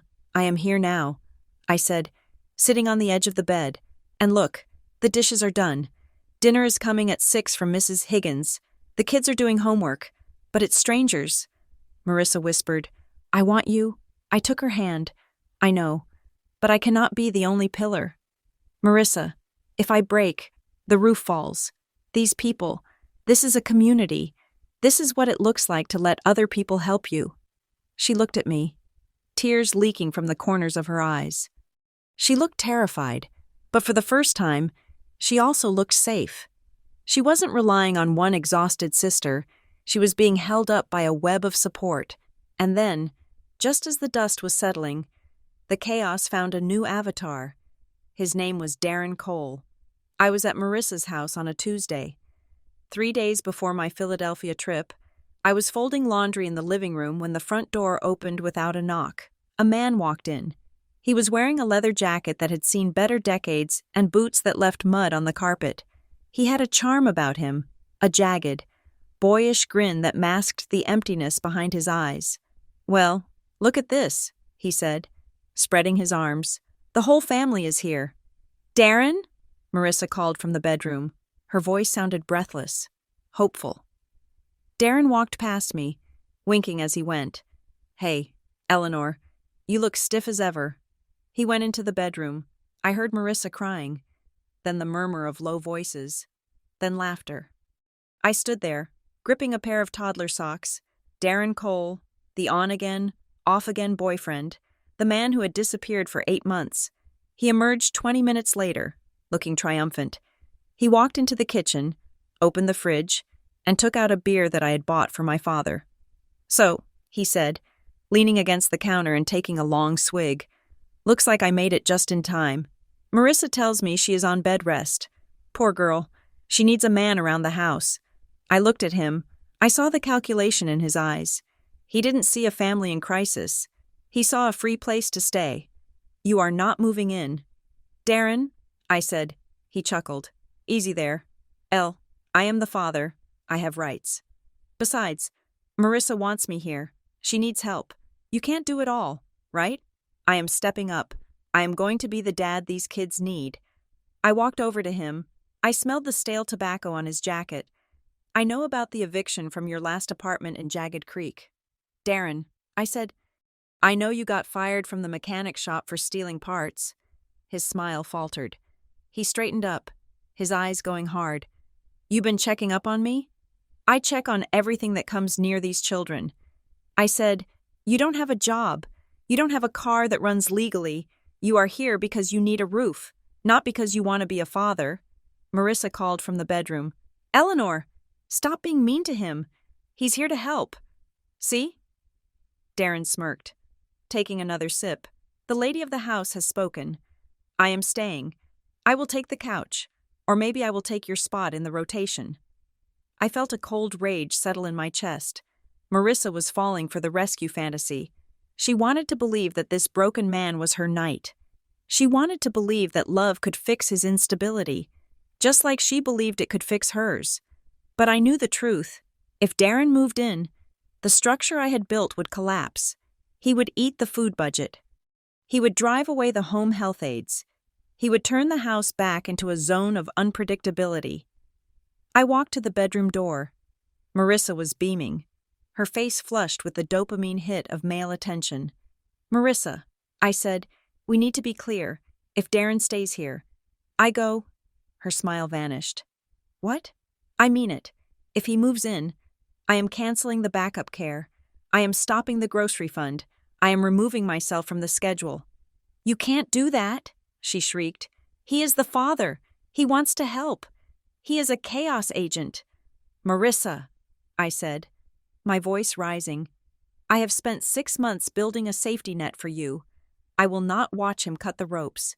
You have a choice. You can have the system we built, the neighbors, the aides, the budget, and me. Or you can have Darren. You cannot have both." Darren appeared in the doorway behind me. He laughed. "She is bluffing. Babe, she won't leave you. She is too obsessed with being the hero." I turned to look at him, then back at Marissa. "Try me," I said. Marissa looked between us. On one side, the boring, demanding, structured safety of her sister. On the other side, the exciting, romantic, disastrous promise of Darren. I saw the hesitation in her eyes. She wanted the fantasy. She wanted the easy way out where love solved everything and nobody had to fill out a spreadsheet. I realized then that this was the final test. I could not save her from her own desires. I could only set the price of them. "If he sleeps here tonight," I said, "I am done. I will call the mediator tomorrow and dissolve the agreement." I turned and walked to the front door. "Eleanor, wait," Marissa screamed. I paused with my hand on the knob. The air in the room was electric. The kids were watching from the hallway, silent and wide-eyed. "Make a choice. Marissa," I said, "reality or fantasy?" I opened the door and walked out into the cool night air, leaving the door unlocked behind me, waiting to see if she would close it on him or on me. The days following my ultimatum regarding Darren were a masterclass in tension. Marissa did not officially move him in, but she did not kick him out either. He became a ghost in the periphery, a lingering scent of stale tobacco on the porch, a shadow in the driveway that disappeared whenever my car pulled up. Marissa thought she was being clever, threading the needle between my financial support and his attention, but she was forgetting that I was a risk analyst. I noticed patterns for a living. The agreement we had signed with Sarah, the mediator, was supposed to be a firewall, but to Marissa, a contract was just a suggestion written in ink. It started small. On a Tuesday, my scheduled day, she texted me at 4 in the afternoon. "Hey, can you come at 4:30 instead of 5:30? I have to run an errand. I looked at the text. I was in a meeting. I replied, No, I am at work. I will be there at 5:30 as agreed. When I arrived at 5:30, she was gone. The kids were alone.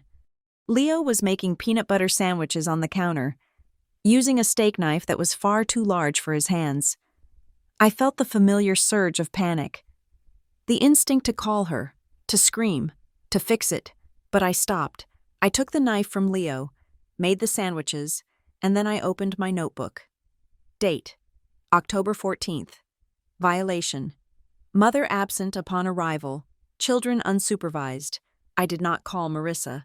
I did not text her asking where she was. I simply documented it. 2 days later, on a Thursday, she called me at 7 in the morning. "Elle, I need you to take Sophie to school. The car won't start." I held the phone to my ear, watching the steam rise from my coffee. "I have a conference call at 8. Marissa, I cannot drive to your house and then to the school, but she will miss the bus." Marissa wailed, "It is just this once. Please." I took a deep breath. The old Eleanor would have already been putting on her shoes.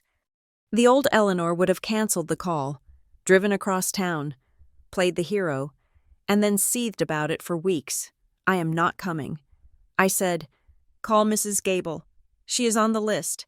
She has a car. But Mrs. Gable charges $15. Then you will have to pay $15. I said, "Or you can walk them. It is a mile. The weather is fine." "You are being a jerk," she screamed. "I am sticking to the plan," I said, and I hung up.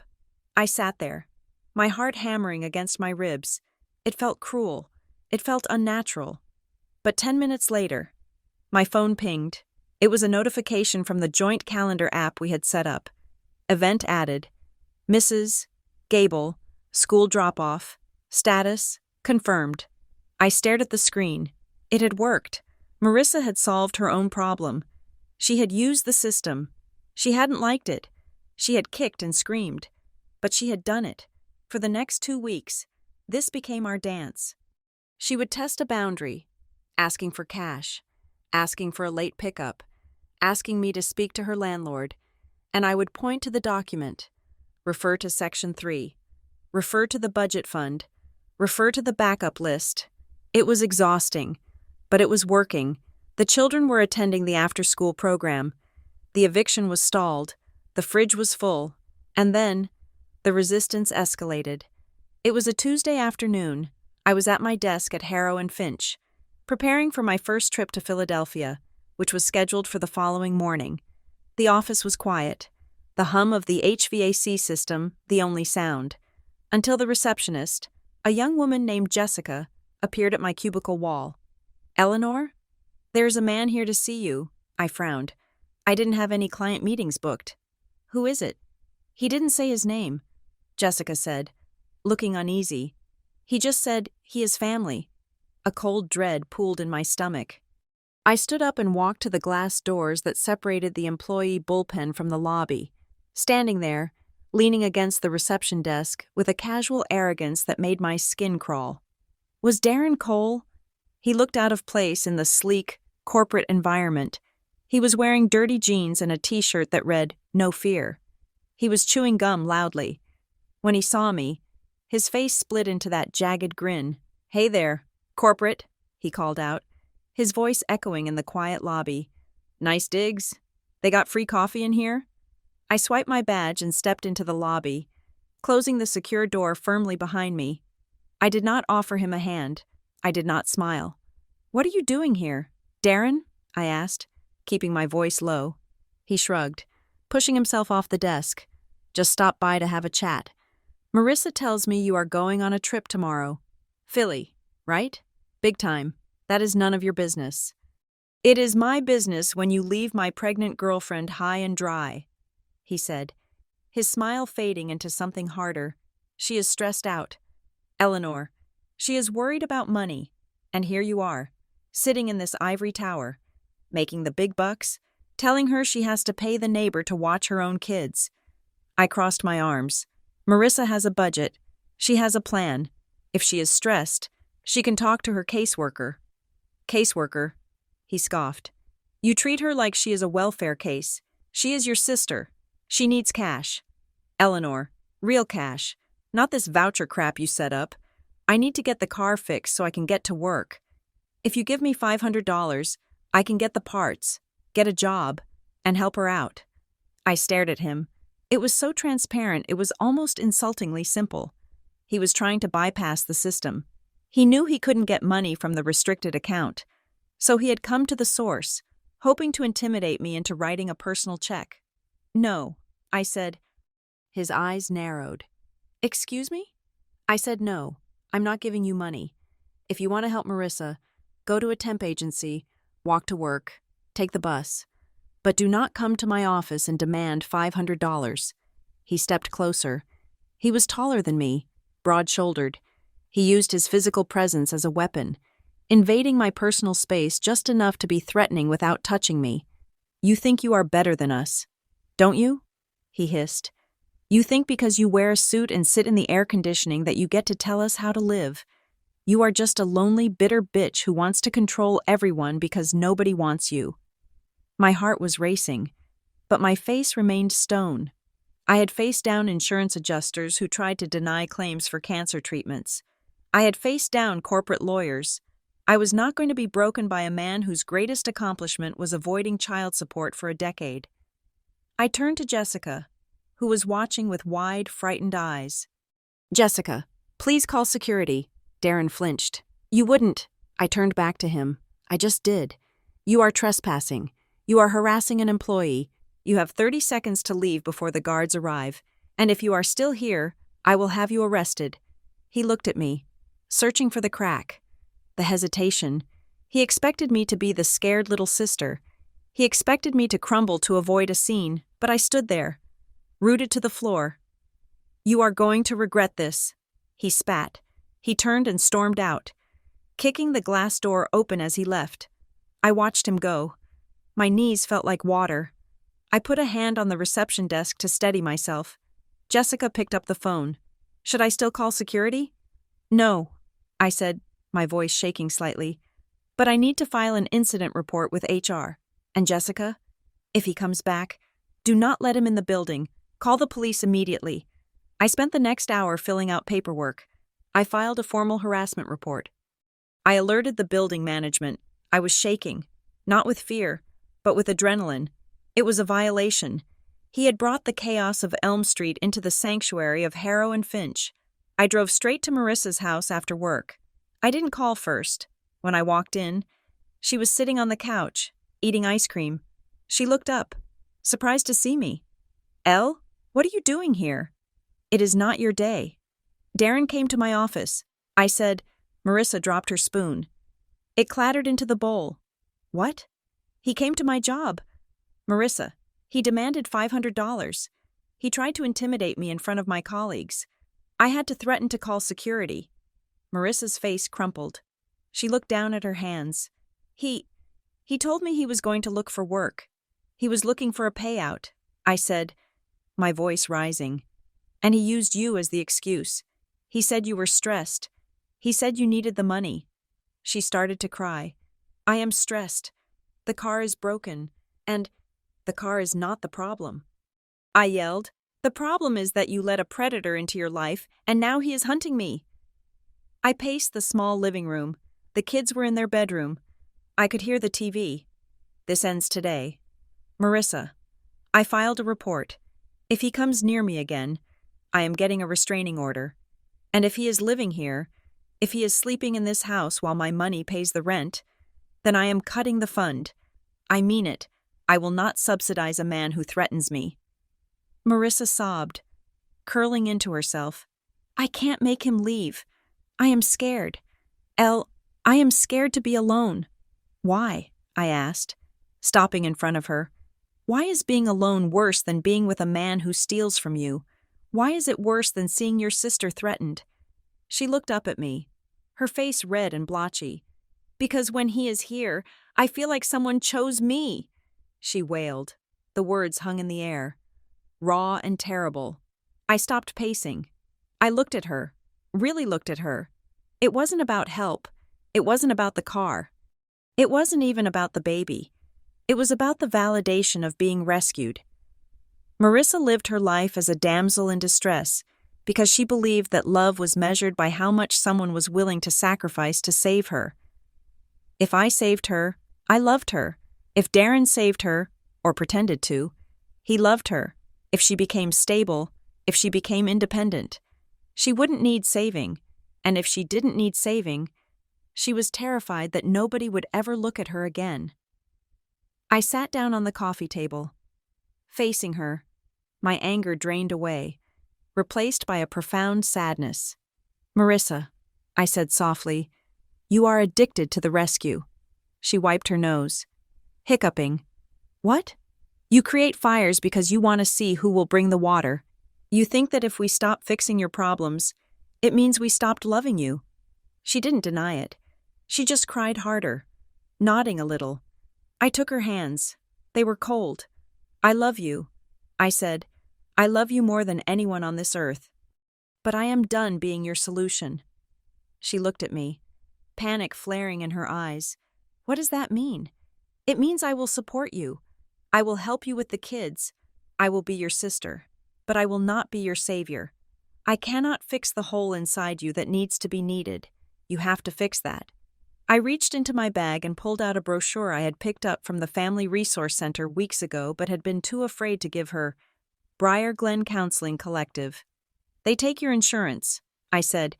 "Sarah recommends a therapist named Dr. Eris. She specializes in attachment issues." Marissa looked at the brochure like it was a live grenade. "I don't need a shrink. I am not crazy. You are not crazy," I said. "You are hurt, and you are hurting everyone around you to try and make it stop.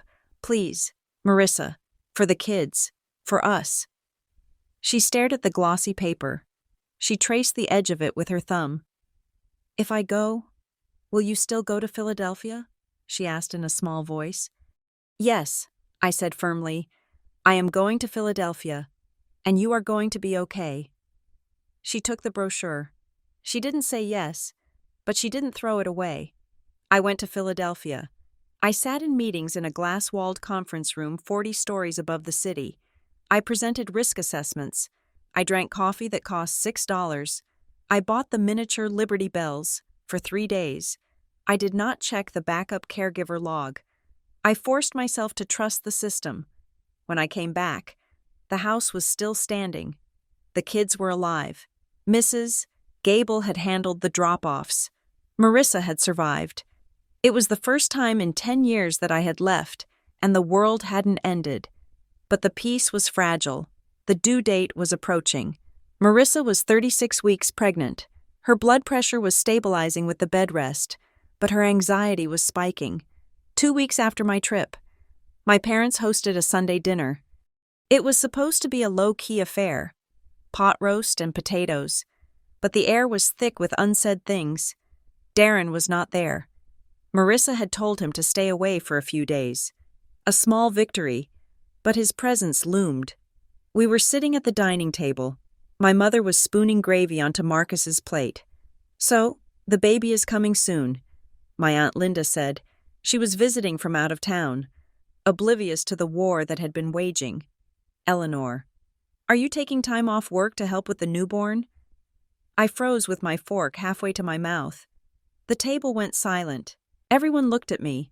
My mother, my father, Marissa. I took a bite of roast beef, chewed slowly, and swallowed. "I am saving my vacation days for Christmas," I said pleasantly. "I will be working my normal schedule." Aunt Linda blinked. "Oh, but surely you will help. Marissa is going to have her hands full with 6 little ones. Marissa has a support plan," I said. "We have arranged for home health aides for the first 6 weeks, and the church is coordinating meals. I will be doing my Tuesday and Thursday shifts as usual." My father cleared his throat loudly. "Eleanor, this is family. You can't just rely on strangers. Your sister needs you." I looked at my father. I saw the pleading in his eyes. He wanted me to say the magic words. He wanted me to say, "Don't worry, I will handle it." He wanted permission to stop worrying. I put my fork down. "I will be an aunt." "Dad," I said clearly. Not a replacement parent. I will hold the baby. I will buy diapers. I will love him.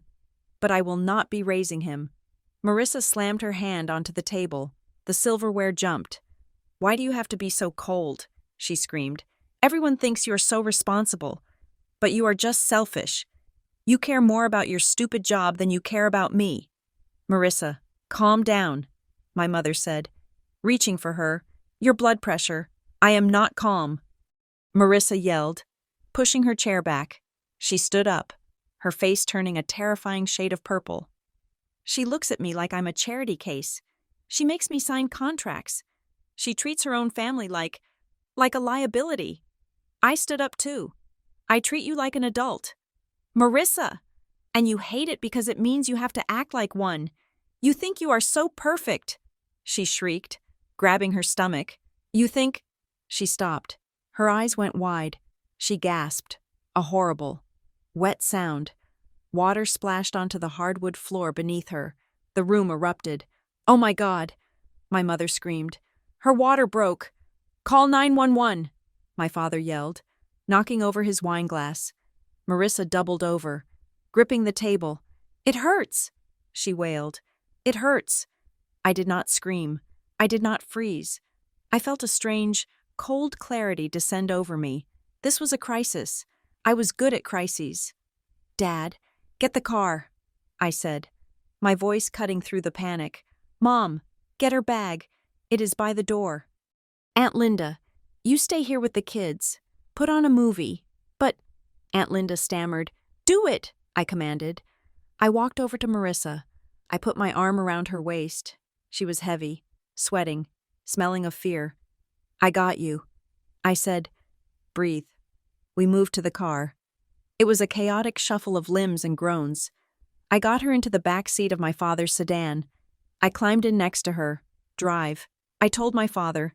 The ride to the hospital was a blur of Marissa's screams and my father's erratic driving. I held Marissa's hand. I timed the contractions. 3 minutes apart. It is too soon. She sobbed. I am only 36 weeks. He is not ready. He is fine, I said, wiping the hair from her forehead. We are almost there. When we pulled up to the emergency room entrance, I jumped out. I flagged down a nurse with a wheelchair. We got Marissa into it. As we rolled through the automatic doors, the chaos of the triage desk hit us. Name? The nurse asked, typing furiously. Marissa Watson, I said. 36 weeks. Preeclampsia history. Water broke 10 minutes ago. Contractions 3 minutes apart. The nurse looked at me. Are you the mother? No. I am the sister. She nodded and slapped a wristband on Marissa. We are taking her up to labor and delivery immediately. You can come. We ran down the hall. My parents were parking the car. It was just me and Marissa. In the elevator. She grabbed my shirt. Eleanor, don't leave me. Please, I am sorry about what I said. Just don't leave me. I am here. I said, I am not leaving. We burst into the delivery room. Nurses swarmed. Monitors beeped. They stripped Marissa into a gown. They hooked up the IVs. A nurse with a clipboard turned to me. She had that harried, efficient look of someone who had seen 1,000 babies born. We need to get the admission paperwork started, she said. I see here on the file. She tapped the screen of the computer on the rolling cart. Eleanor Watson is listed as the primary medical decision-maker and responsible billing party. She said. I stared at the screen. It was an old file. It was from 2 years ago, when Sophie broke her arm and Marissa was unreachable. I need you to sign the consent for the epidural and the emergency C-section if necessary, the nurse said, holding out a stylus, and we need to verify the insurance. The card on file is declined. I looked at the stylus. I looked at Marissa, who was writhing on the bed, her face contorted in pain. Just sign it. Elle, she screamed. Just sign the damn paper so they can give me the drugs. The room narrowed down to that plastic pen. If I signed it, I was the guardian. If I signed it, I was the guarantor. If I signed it, I was accepting legal and financial responsibility for this birth and potentially for the child. It was the trap. It was the pattern. It was the moment where the boundary met the blood. The nurse thrust the pad toward me.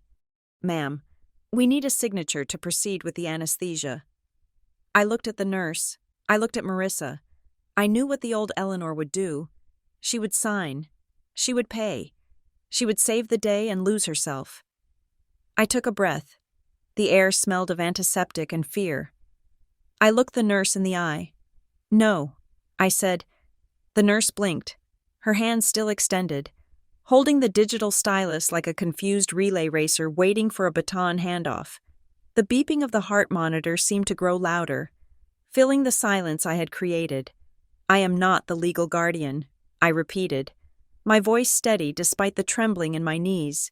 "I am the aunt. That is the mother. She is conscious. She is the only person who can sign that form." The nurse looked from me to the bed. "But the file says you are the billing guarantor and the primary contact. If you don't sign, we have to verify her insurance and credit before we can authorize the non-emergency portion of the procedure. It will delay the epidural." Marissa let out a guttural sound, twisting the sheets in her fists. "Eleanor, just sign it. Who cares what the file says? I am in pain." I looked at my sister. Her face was slick with sweat, her eyes wide with a mixture of agony and betrayal. In that moment, I was the villain. I was the bureaucrat standing between her and relief. It would have been the easiest thing in the world to take the pen, scrawl my name, and fix it. That was the script. That was the role I had played for 10 years. But if I signed, I was validating the lie. I would be legally stating that I was the financial backbone of this child's life before he even took his first breath. I would be accepting the debt, the liability, and the precedent. I stepped closer to the bed, ignoring the nurse's outstretched hand. "I am not signing." "Marissa," I said, my voice low and urgent, "because I am not this baby's parent. You are cruel," she sobbed, her body arching with another contraction. "You are doing this now? To punish me?" "I am not punishing you. I am handing you your life. You have to sign it. You have to be the one who authorizes the care for your son." I turned to the nurse. "Give her the pad." The nurse hesitated, looking uncomfortable. "Ma'am, if the insurance on her card declines, then you bill her," I said, "or you set up a payment plan. But you do not bill me." The nurse walked around the bed.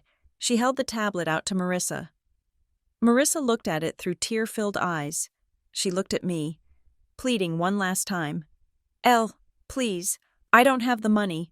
They will send it to collections." "Then it goes to collections," I said gently, taking her hand and squeezing it hard, "and we will deal with that later. But right now, you need to be the mother. Sign the paper. Marissa, claim him." Marissa let out a sob that sounded like a child's cry. Her hand shook violently as she reached for the stylus. She scribbled something unintelligible on the screen. "Thank you," the nurse said, relief washing over her face as she retracted the device.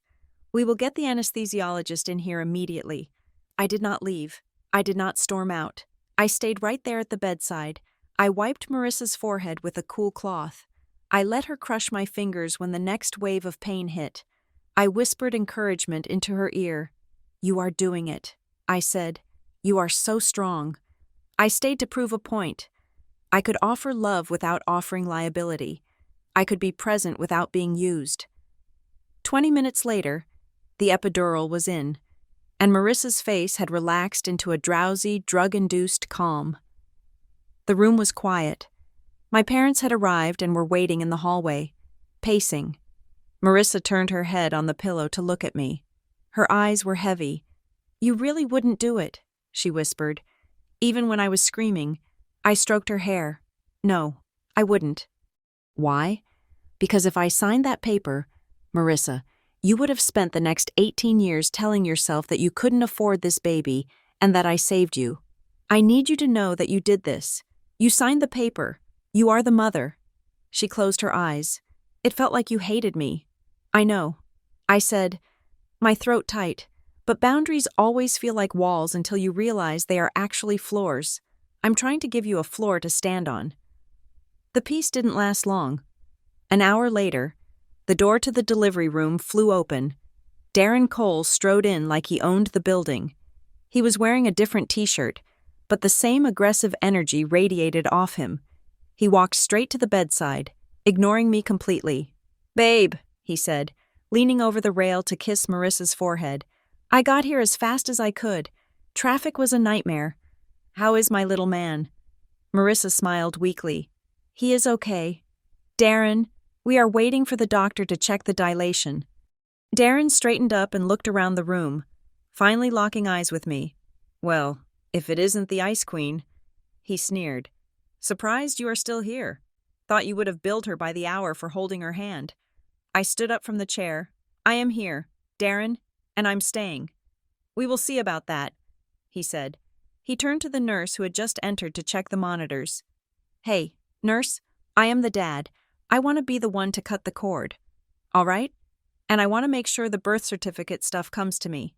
The nurse, a stern woman in her 50s named Barbara, looked up from the chart. "Sir, I don't have a father listed on the admission paperwork," she said flatly. Darren laughed, a nervous, barking sound. "Yeah, well, we are fixing that now. I am Darren. Put me down." Barbara looked at Marissa. "Ma'am, do you want to add him to the authorized visitor list and the birth certificate worksheet?" Marissa hesitated. She looked at Darren, who was grinning his jagged grin, promising a fantasy of a happy family. Then she looked at me, standing quietly in the corner, representing the hard, cold reality of rent checks and school pickups. "Yeah," she said softly. "Put him down." Darren smirked at me. "See? Family. I didn't say anything. I knew what was coming." Barbara tapped on the computer. "Okay, sir. I need a photo ID to issue a visitor badge for the delivery unit. And if you are going to be on the legal birth certificate, I will need to verify your social security number for the affidavit of paternity." Darren froze. "ID?" he asked. "Yes, sir. Driver's license or state ID?" Darren patted his pockets. He looked around the room, his confidence faltering. I think I left my wallet in the car." Barbara waited. "Okay, you can go get it." Darren shifted his weight. "Actually, my license it is expired right now. I am waiting on the new one in the mail." "Can't I just tell you the number?" "No, sir," Barbara said, her voice dropping into that immovable register of hospital bureaucracy. "This is a secure unit. No ID, no entry, and certainly no legal signatures." Darren's face turned red. "This is bullshit. I am the father. You can't keep me out of my kid's birth." Barbara stepped back and pressed a button on the wall. "Sir, you need to lower your voice." He pointed a finger at me. "You did this. You told them to hassle me. I haven't said a word." "Darren," I said calmly, "this is the system. This is what happens when you try to participate in society without following the rules. You can't charm a federal form." He looked at Marissa. "Babe, tell them. Tell them who I am." Marissa looked at him. She saw the bluster. She saw the lack of a wallet. She saw the fact that he had driven here unlicensed, probably in an unregistered car, to claim a child he had no way of supporting. She looked tired. "Darren," she whispered, "just go get the ID." "I don't have it," he screamed. Security arrived 10 seconds later. 2 large men in yellow shirts. "Sir, you need to come with us," one of them said. Darren glared at me with pure venom. "This isn't over. Eleanor, you think you won? You are going to die alone with your cats and your money." He turned and stormed out, escorted by the guards. The room fell silent again. Marissa started to cry. Not the hysterical sobbing of before, but a quiet, defeated weeping. "He is never going to change, is he?" she asked. I sat back down. "No, Marissa, he isn't." She squeezed her eyes shut. "Why do I keep picking them? Elle, why do I keep picking men who can't even show an ID? Because they make you feel like the competent one," I said softly. "When you are with a disaster, you get to feel like the one who has it together. When you are with me, or mom and dad, you feel like the mess." She opened her eyes and looked at me. It was the most honest moment we had shared in 20 years. The baby was born at 4:15 in the morning.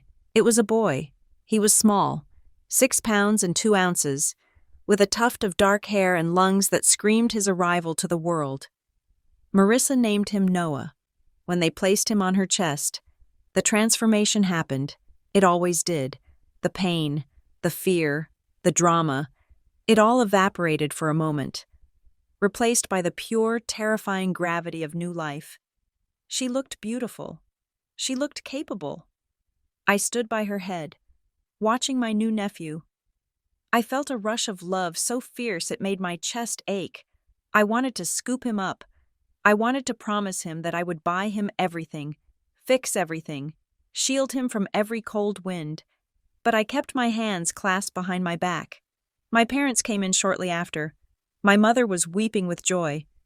My father was beaming, taking photos with his phone. "Oh, look at him," my mother cooed. "He looks just like you." "Marissa, well, we have a plan," my father announced, rubbing his hands together. "Eleanor, you can take the night shift at the house for the first week, so Marissa can recover. Mom and I will handle the days." It was the reset button. They were pressing it hard. The crisis was over. The baby was here, and everyone was expected to slide back into their pre-assigned roles. Eleanor the workhorse, Marissa the vessel. I took a deep breath. I was exhausted. I had been up for 24 hours, actually. "Dad," I said, my voice cutting through the cooing. "That is not the plan." My father looked up, confused. "What?" I pulled out my phone and opened the family calendar. "I have activated the postpartum protocol we agreed upon with the mediator. The home health aide, Brenda, is scheduled to arrive at the house at 8 o'clock tonight to handle the overnight feed and change support. She is paid for through the county grant I applied for. Mrs. Gable is handling the school pickups for the older kids for the next 2 weeks." My mother frowned. "A stranger? In the house at night?" "Eleanor, that is ridiculous. You are his aunt. You should be there." "I am his aunt," I said, "and I will be visiting. I will be coming by tomorrow evening to bring dinner and hold him for an hour. But I'm not working the night shift. I have a job. I have a life. And Marissa needs professional support, not an exhausted sister." Marissa looked up from the baby. She looked at my parents, then at me. "It is okay, Mom," she said quietly. "The aide is really nice. I met her last week. Eleanor set it up." My parents looked stunned. Marissa had sided with the plan. It was a small shift, barely a tremor, but it was there. I left the hospital an hour later. I drove home as the sun was coming up over Briar Glen. The sky was a bruised purple, turning to gold. I went into my apartment, locked the door, and slept for 6 hours. When I woke up, I felt different. The guilt that had been my constant companion for a decade was gone, replaced by something sharper, cleaner, respect. I respected myself enough to say no. And surprisingly, I respected Marissa enough to let her struggle. I returned to the hospital that evening. The room was quieter. My parents had gone home. Marissa was nursing Noah, looking tired but peaceful. I sat in the chair next to the bed. "He is eating well," she said. "That is good." I said. Silence stretched between us, not the angry silence of the past few months, but a thoughtful one. "Elle," she said, not looking up from the baby, "I need to tell you something." "What is it?" "You know the forms? The school forms? The medical forms?" I nodded. "Yes. I didn't do it just for the money." She said, "Or because I was lazy." I waited. I did it because whenever I go into those offices, the secretaries, the teachers, they look at me. They see the ringless finger. They see the frayed clothes. They see the 5 kids with different last names, and I can feel them judging me. I can feel them thinking I am trash. She looked up, her eyes wet. "But when I put your name down, when I put Eleanor Watson, risk analyst, the Willows, they change. They treat me with respect. They think, oh, she comes from a good family. She has a responsible sister." It was like wearing your skin made me feel safe. It made me feel like I belonged in the room. I felt a lump form in my throat. It was a confession of profound shame. She hadn't stolen my identity to hurt me. She had stolen it to shield herself from a world that despised poverty and chaos. "Marissa," I said softly, "I understand that. I really do. But you can't wear my skin. It suffocates both of us. I know." She wiped her cheek. "I know that now." I leaned forward. "I can't undo the past." I said, "And I'm not going to sue you or punish you for what happened. But we need a clean slate." I reached into my bag and pulled out a notepad. "Here is the deal. You have 30 days. By the time Noah is 1 month old, every document needs to be corrected. The school, the doctors, the cable company, everything needs to be in your name." She nodded, biting her lip. "Okay." And I continued, "You have to go to the therapy sessions. Dr. Aris, I already paid for the first 6 sessions as a baby gift. Therapy." She groaned. "L. Non-negotiable." I said, "If you don't fix the papers, and if you don't go to therapy, I am removing myself." "What do you mean?" "I mean, I will block your number. I will step off the emergency list. I will stop the matching fund. I will disappear. Marissa, I mean it. I cannot watch you drown anymore if you refuse to learn how to swim." She looked at me. She searched my face for the bluff. She looked for the soft-hearted sister who would cave at the first tear. She didn't find her. She found a woman who loved her enough to tell her the truth. "Okay," she whispered. 30 days. The next month was a slog. There were setbacks. Marissa missed the first therapy appointment because she forgot. I didn't scold her. I simply didn't deposit the matching funds for that week. She called me screaming. Then she called me crying. Then she rescheduled the appointment. She went to the school. She changed the forms. Linda at the front desk called me to confirm. "It is done. Ms. Watson, you are removed." It felt like a physical weight lifting off my shoulders. My parents were divided. My mother thought I was being transactional and cold. She told my aunts that I was going through a selfish phase. But my father, surprisingly, came around. One day, he watched the home health aide come in and expertly handle the bath time chaos while Marissa cooked dinner. "You know," he said to me later, "the house is quieter. It seems to work. It works because everyone knows their job." "Dad," I said. The climax came on the 30th day. It was a Sunday.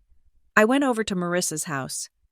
The eviction notice was gone, paid off by the grant and Marissa's own contribution from the budget fund. The house was messy, but it wasn't a disaster zone. Marissa was sitting on the porch swing, rocking Noah. She looked tired. She wasn't wearing makeup. She wasn't pretending everything was perfect. I sat down next to her. "I did it," she said, handing me a folder. Inside were the receipts, the corrected cable bill, the school confirmation, the intake form from Dr. Aris signed and dated for 3 sessions. I looked through them. I felt a surge of pride that was entirely different from the feeling of fixing things myself. This was pride in her. "You did it," I said. She looked out at the street. The leaves were turning brown, falling from the trees. "Doctor, Aris says I have an external locus of control," she said, stumbling over the words slightly. "She says I think things happen to me, instead of me making things happen." "That sounds about right," I said. Marissa looked down at Noah, who was sleeping with his tiny fist curled against her chest. She was quiet for a long time. Then she turned to me. Her eyes were clear. "Elle, yeah?" "If I actually change," she asked, her voice soft, barely audible over the wind in the trees. "If I stop being the mess, if I stop needing you to save me, will you still be here?" I looked at her. I understood the fear. She thought our entire relationship was built on the architecture of crisis. She thought that if she wasn't broken, I wouldn't have a reason to visit. I reached out and touched Noah's soft cheek. Then I took my sister's hand. "I am here. Marissa," I said, "but not like before. Before, I was your crutch. Now, I'm your sister. and I think I'm going to like this version a lot better." She squeezed my hand. A tear rolled down her cheek, but she didn't wipe it away. She just kept rocking, pushed by her own feet, moving under her own power. We sat there on the porch as the sun went down, two sisters watching the twilight, finally sitting in a silence that didn't need to be filled with noise to be real. Thank you so much for listening to. My sister announced she's pregnant for the 6th time. I was so fed up with raising her kids. So I hope Eleanor's journey of setting boundaries resonated with you. I would love to know where you are listening from today. Please drop your city or country in the comments below. And if you enjoyed this story, please make sure to subscribe to Revenge Stories and hit that notification bell so you never miss a new episode. Let me know in the comments. Do you think Eleanor was too harsh at the hospital? Or was it the only way to finally break the cycle? I can't wait to read your thoughts in English.